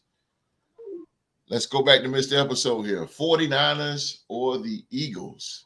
Let me take a trip down memory lane with y'all real quick. If you recall, after the NFC Championship game, it was me versus Philly G. We met in the middle of the ring. Him and them Eagles and the damn Eagles fans was flying high, fucking all this nonsense about how they won the NFC title game. We're going to the Super Bowl. We're gonna beat the team with a good barbecue. Blah blah blah. Whoop de whoop. And the whole time I had to sit there and try to humble them fools from Philly and tell them, y'all got lucky in that game. That game was handed to y'all by the football gods because you literally beat a team that could not throw the ball. If all I can do is turn around and hand the ball off for 3 straight plays on offense, of course your team is going to win. Like, this isn't 1920s football here. But no, they didn't want to be humble. They kept being braggadocious and waving their conference championship flag in the air like that meant something. I mean, that's the only championship they won in the last couple of years. But, I mean, do what you got to do. Anywho, with that being said, this game has been penciled on the calendar for a long time. I believe I speak on behalf of Bang Bang Niner Gang when I say receipts is coming. Justice is a dish that is best served cold. The San Francisco 49ers are going to go into Lincoln Financial Field, and they are going to kick Philadelphia's green ass. Give me the 49ers, man. 49ers by at least 10 points. Hold it, Philly G. Ain't going to be no miraculous comeback from Jalen Hurts and them black-ass Eagles this time. Nah, 49ers going to get that game, that NFC Championship game back, man. He's still my best friend-in-law. I still love you, dude. Yeah, that's a I've been waiting on that one. Don't worry. I've been waiting months for that one. Don't worry about it. I got some heat for your ass. Go ahead. It's coming. Okay. Martin hit a promo. Okay. All right. Oh, yeah. I had to return to my heel roots for a minute. You ain't lying. OG, the legendary Q-Dog. The San Francisco 49ers, or the best record, best team in the NFL, the Philadelphia Eagles here. This is the NFC Championship rematch. Well, man, I tell you, like you say, this is the game of the week. Since you opened up the door to go back down memory lane, let me go on down there too. The NFC Championship that they played, and that was interesting that I seen. That was the first NFC Championship I seen where one team just didn't have no quarterback. Oh, damn! They didn't literally. They went through 2 or 3 quarterbacks, and all of them got hurt. Yeah.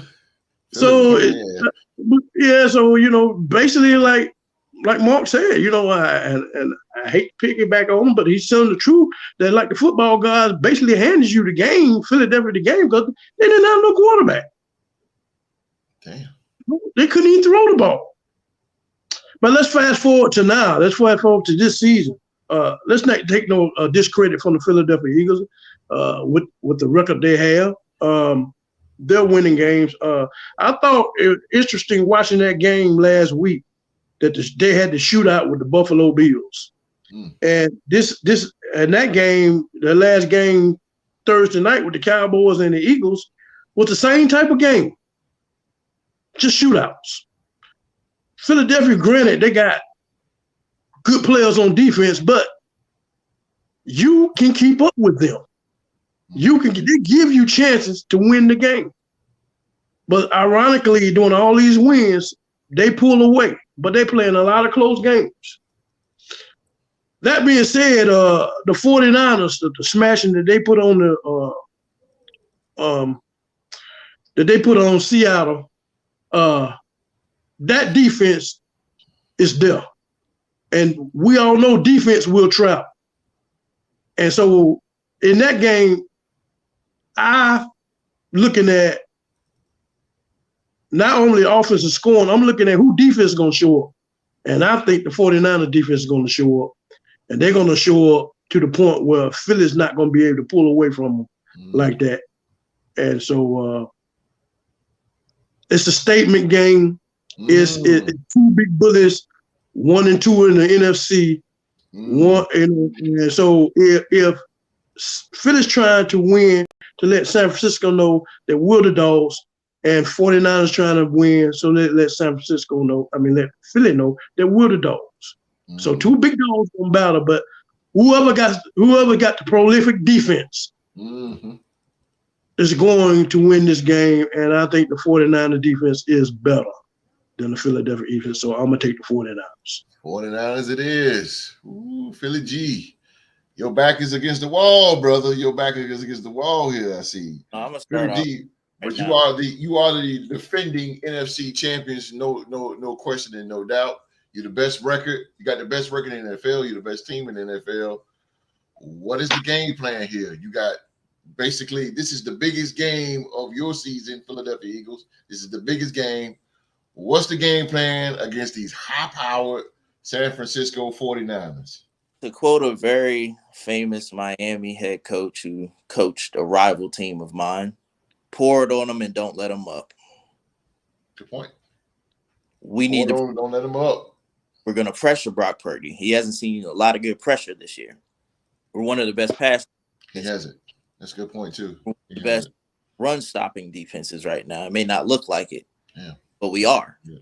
The secondary, questionable. But the past few weeks, they have stepped up here and there. That's how we were able to stay in the game with the Buffalo Bills, take it to overtime and win that game. As far as Mark saying, oh, they're going to kick their green, they ain't going to do none of that crap, man. We in Philadelphia. Link is going to be rocking. Everybody, their great grandma's going to be there. You think that we coming here to just not play? Nah. This is a cold game. There is no Lincoln Financial Field. From the West Coast in. Can I say this on both sides? I'm going to jump on Philly side and say it is tough beating Philly in Lincoln Financial. It is. It is tough beating them. Their fans is so insane. But it is, bro. It is. I remember Rondé Barber and the Buccaneers certainly went up there and did it a couple years ago. Come on, man. Your time machine. We're not taking the time machine trip. We're talking about now. I'm talking about it's tough beating. I'm jumping on the Eagles side real quick. It's tough beating Philly in Philly. I'm telling you, their fans is insane. But also to jump on the 49ers side, like you said, this is a statement game. Just like the Eagles made a statement against the Chiefs, I think the 49ers are going to be trying to make a statement against the Eagles. Notice the key word, though, try. Yeah. Well, I mean, we don't know. That's why I say try. We haven't seen the game yet. The Eagles took out Brock Purdy. And when they took out Brock Purdy, that was – so this is a statement. You know, to talk on that real quick, host. Mm-hmm. I don't know if there was a bounty put out. I don't know. No, not the bounty. It's playing.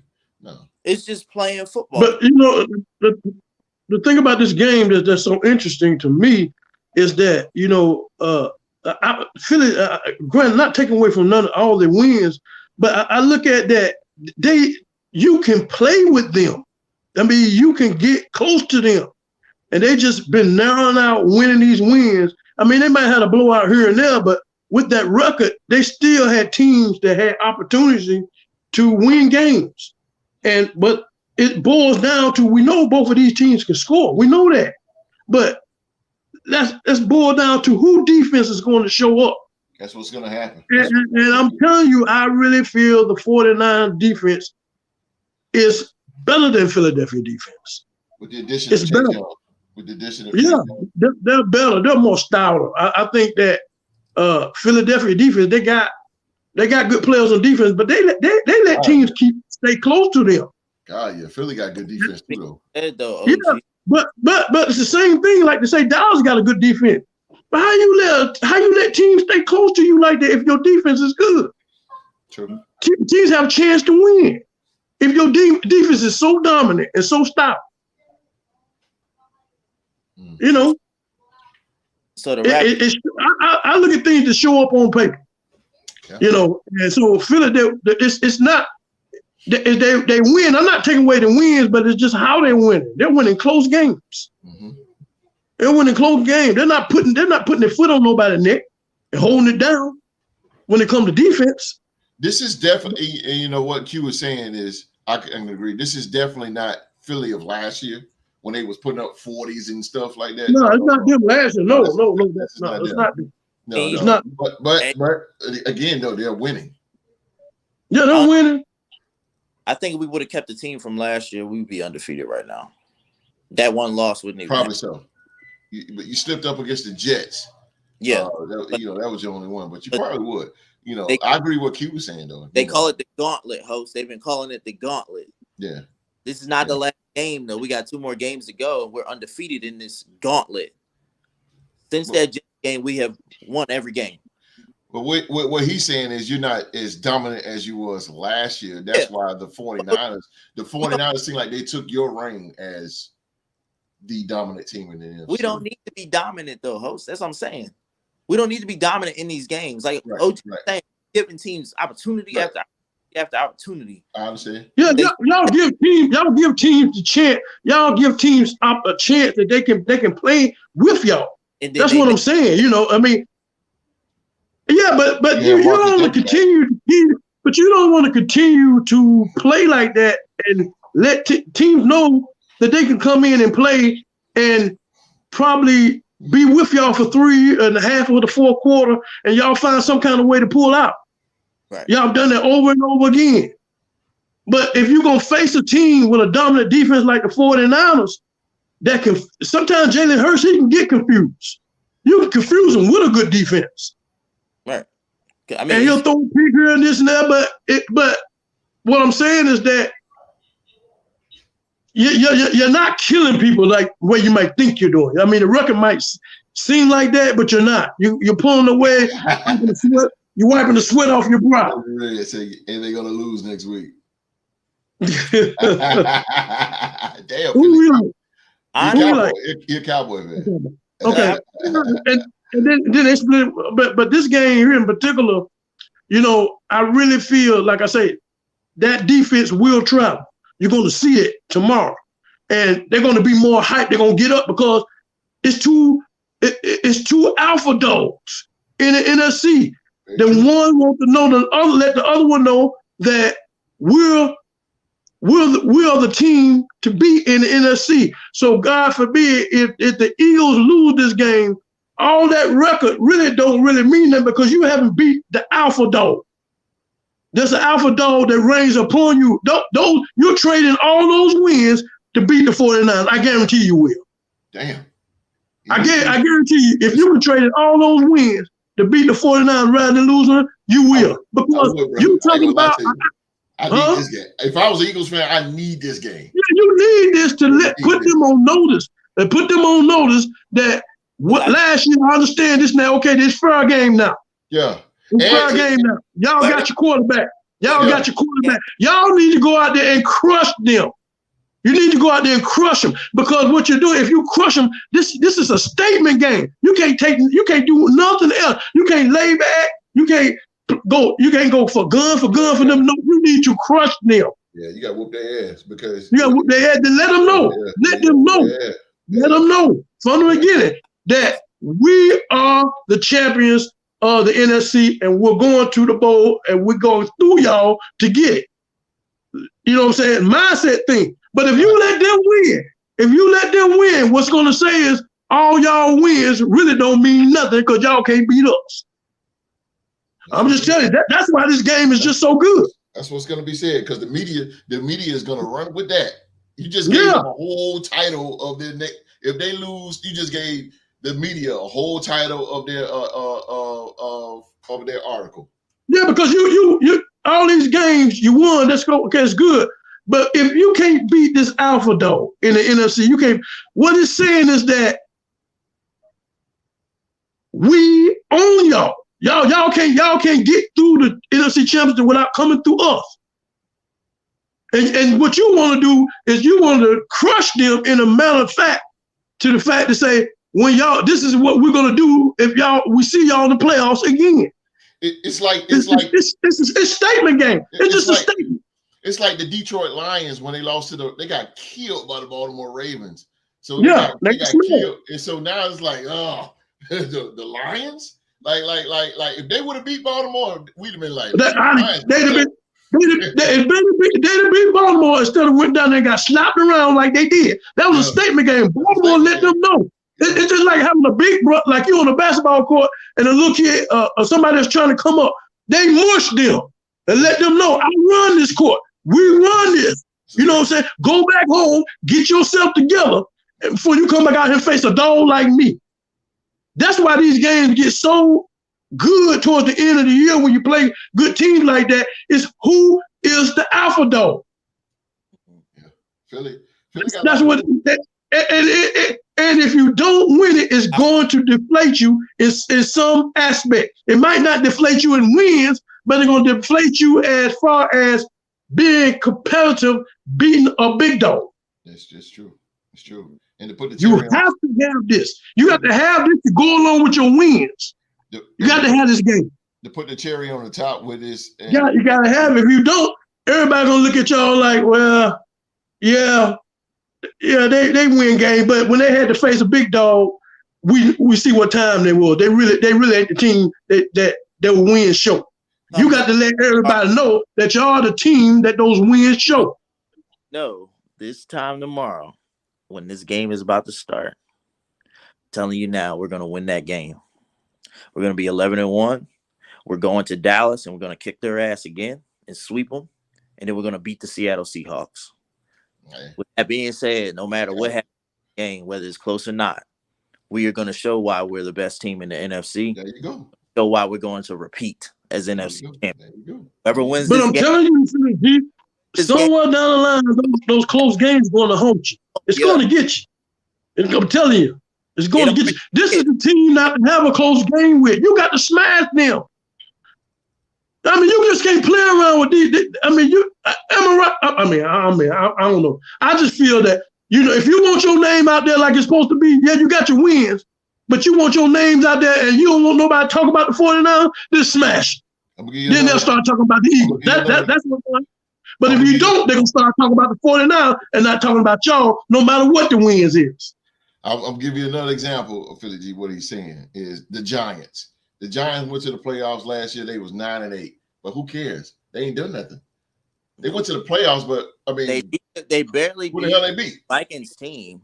They went to the play. What I'm saying is they went to the playoffs, but they wasn't respected because they wasn't feared. You want to go into the playoffs feared.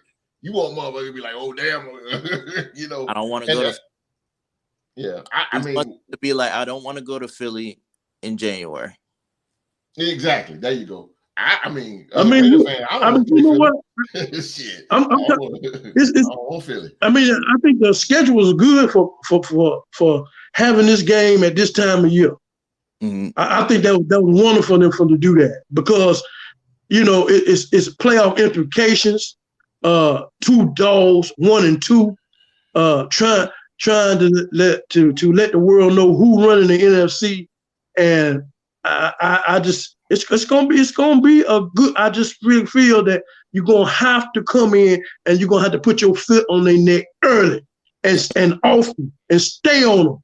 And if you don't, if you do not want to give them a shot, you don't want to keep them in games.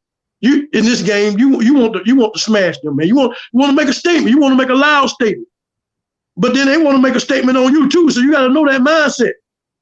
This got to be the game we put up 40. Yeah. I mean, you're telling how many fights will be in this. I agree, bro. Yeah, you got to put up 40, but don't let them put up But 42. what your defense gonna do? There you go. Huh? Can't be a If you're gonna Cowboy. put up 40, what your defense gonna do? What your defense gonna allow? Defense got to just shut them down. I mean, give me the points. It's gonna be hard, but they got to shut them down. At No. secondary, You gave me 40 for the offense. Give me how many points your defense gonna hold them to? oh, Huh? like if we're being realistic, OG. I'm asking. You really see what the offense scoring 40. Tell me what the defense is going to do to hold them to, because that's the biggest part of it. We know y'all can score points, but what can you do to stop this offense? This offense can score too. How many points? 20 for us to win this game. They 40-20. That what you're saying? No, I said they got to hold them to 20. Right, and y'all score 40. The way they're playing, I don't know. Like, I see them probably putting up 34 on us. Our defense has been, as you used the word earlier, OG, wishy-washy. I mean, it's just not. You got good players on there, but the defense is not that dominant. Because I mean, if you look at these games, that y'all have barely got out by the sweat of y'all brow.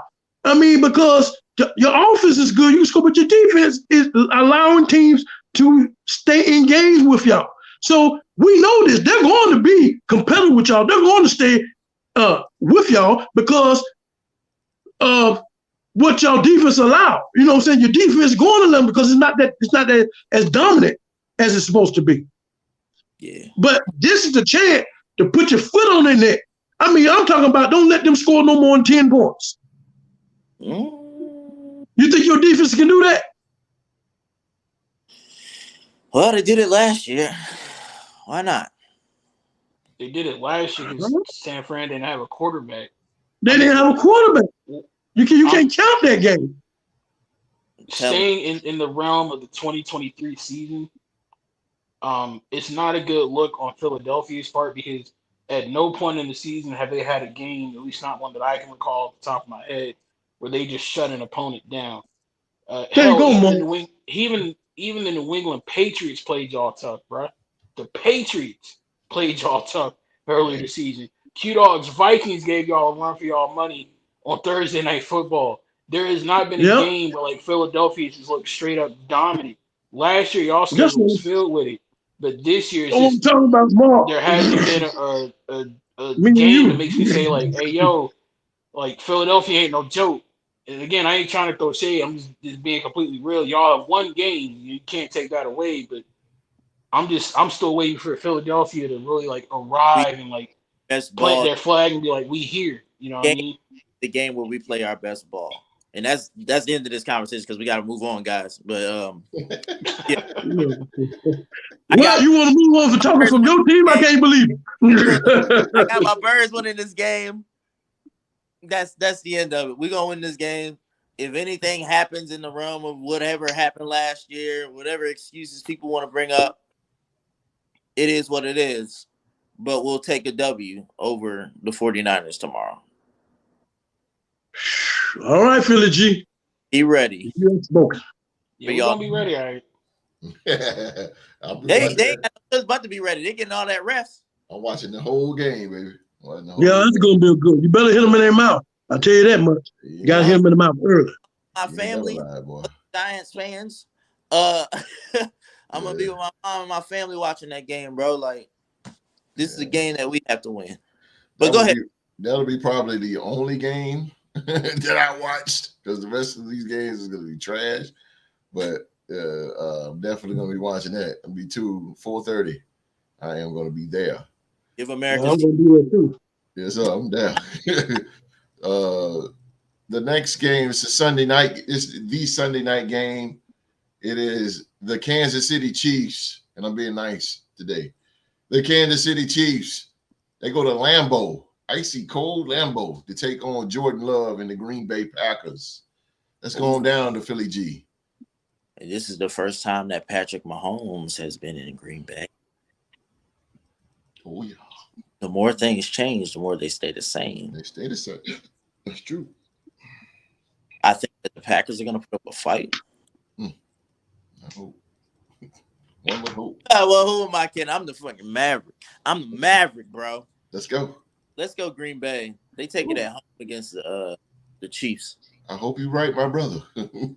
28. I hope you're right. Let's go. OG. Patrick Mahomes or Jordan Love? Ain't that nice? Well, it's a Sunday night game. It's going to be a cold one in Green Bay. Coming off the performance that they did Thanksgiving Day, Jordan Love, that was incredible. It was. I think they will come out with the same energy and fire. But I just look at Kansas City as that. I don't know. It just seems like they just want them to win, man. They get these calls, and the boys in the stripes now. Green Bay might have that against them. I see the way they did us. They did us dirty. Dirty. That's right, you rep. They did us dirty, man.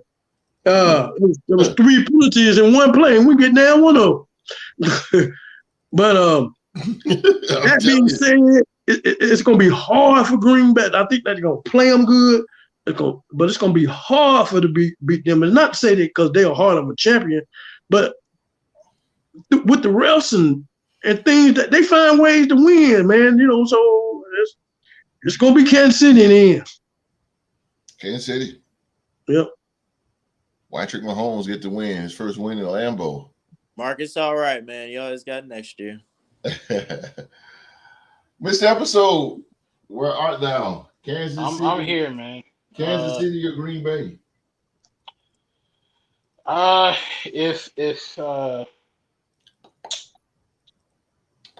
If history is anything, Matt LaFleur, since he's been the head coach in Green Bay, he's never lost a game in the month of December. He's undefeated in the entire month. So with that being said, I'm gonna go with the upset. I'm gonna take the Cheeseheads in this one. As long as they feed their 2 running backs, A.J. Dillon, and my man Aaron Jones. Out, buddy. All they have to do is just shut down Kelsey, and then that's it. It's really the key to victory. Just run the ball. It's gonna be tough against Chris Jones, but just keep trying to run the ball and get them with the play action pass and do whatever you can to keep the offense off the field. And then when you do Chris have Jones to play, No, Aaron Jones. No, Aaron Jones is out. Oh, okay. Well, still run with A.J. Dillon. He's a bruising back. He's gonna be cold. So I think if they can establish a good run game and keep them going, keep the run game going, and then just contain Travis Kelce on defense. You take him out the game, who else is a team with a good barbecue have, honestly.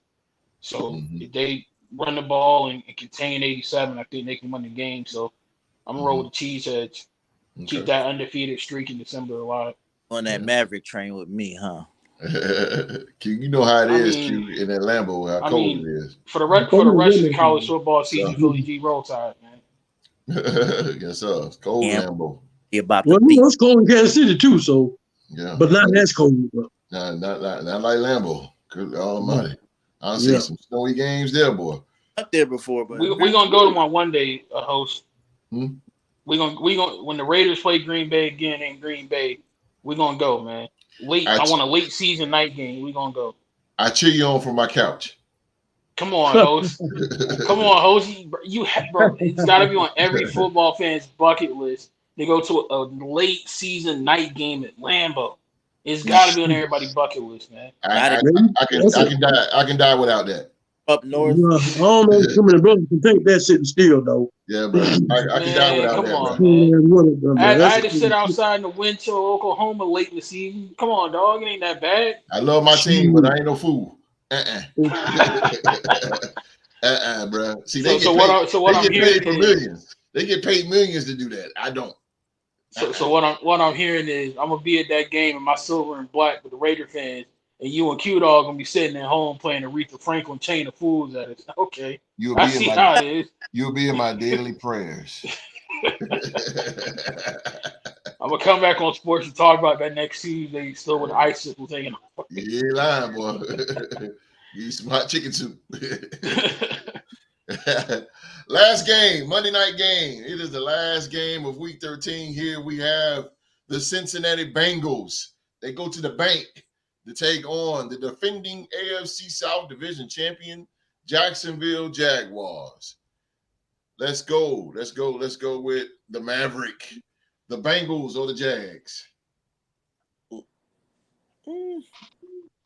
Jacksonville's been on a tear. Joe Burrow is not the same.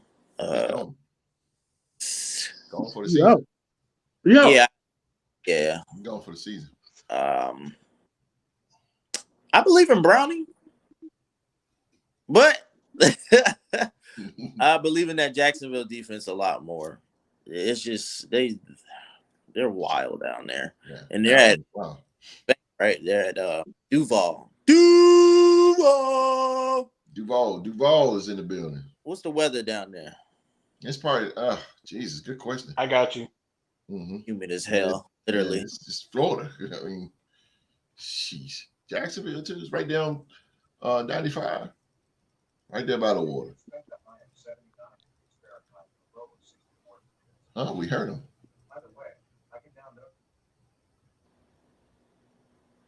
Please don't give me a copyright on that. No, thunderstorms and 79 degrees tomorrow. They good. They good. It's gonna it might get a little rain, a little mushy, but it's still gonna be warm. For Monday or tomorrow? Tomorrow. Thunderstorms and 79 degrees. That's Monday. That's for Monday, right? Monday's no, that was tomorrow. It's Monday. What about Monday? Monday. Dang it. Hold up. It'll be 80. Well, while Mark is going that, what you got, OG? Bengals or the Jags?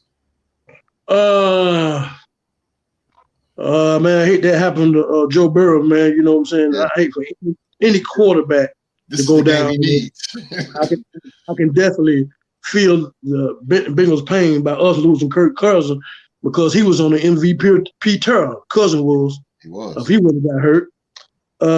So that being said, that does a lot to your team. You can mix match or whatever, but you cannot. There's only one Joe Burrow, and so you bring Brown in there. He's trying, but I don't think he have enough mustard to do the job. I mean, Jaguars on the tear. That defense is nice. I mean, I couldn't see Cincinnati beating them. Let me get Jaguars on us. Jaguars, it is. I was told it'd be 75 degrees and cloudy. It's nice. M&T Bank Stadium. It will be better than Green Bay weather, baby. Better than Green Bay. He ain't never lied. He ain't never lied. I ain't going no damn Green Bay. All right, Mark, you get the last pick of week 13 here. Cincinnati Bengals versus the Jacksonville Jaguars. The color orange can go straight to hell. It's going there. Oh. You turn coat. I'm disgusted by the color orange until further notice. I don't want to see it. That's right. We all can be winners, buddy. Jacksonville is? Yeah. Jacksonville. I mean, if for note on a football note, though, on a serious note, Browning just did not look good against Pittsburgh the other week. No. I just don't think I can trust him. Maybe if it was AJ McCarron in there or PJ Walker or somebody else, I might. But Browning just did not look good. Browning looked like he belonged with the New York Jets. So no, give me Jacksonville. Yeah, you got a little shade of Zach in him. Like, damn. Yeah, he definitely got a little shade of Zach. That's all, ladies and gentlemen. Real Two Sports Podcast. Right. Host, Mr. 𝐶 over here, Mr. President, and the OG Q Dog, and me, Philadelphia son, Philly G. That's a wrap. Oh, down. Well, down. There you go. Philly G is in it. So take the whole spot, ain't he? He lied. Hey, roll on, brother. Philly G said he got something to do. What's the thing say every time we go out of here? Yeah, you got it, bro. I'll run through it real quick then. Hey, but like Philly G say, man, that is our show for today, man. All the picks are in for week 13. One of these men, Tuesday, will be the king of predictions for week 13. Could it be 𝐷? Could it be Mr. Episode? Or could it be the Maverick himself, Philly G, man? Well, that's our show for today, man. As always, we want to thank you for watching another episode of the Real Sports Talk Show, man.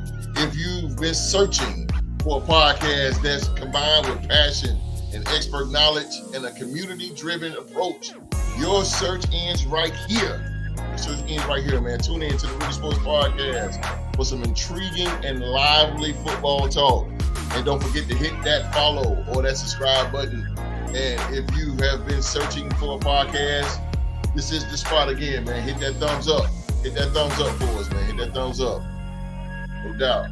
And also, since he's here, Philly G. Let me bring that back. Philly G.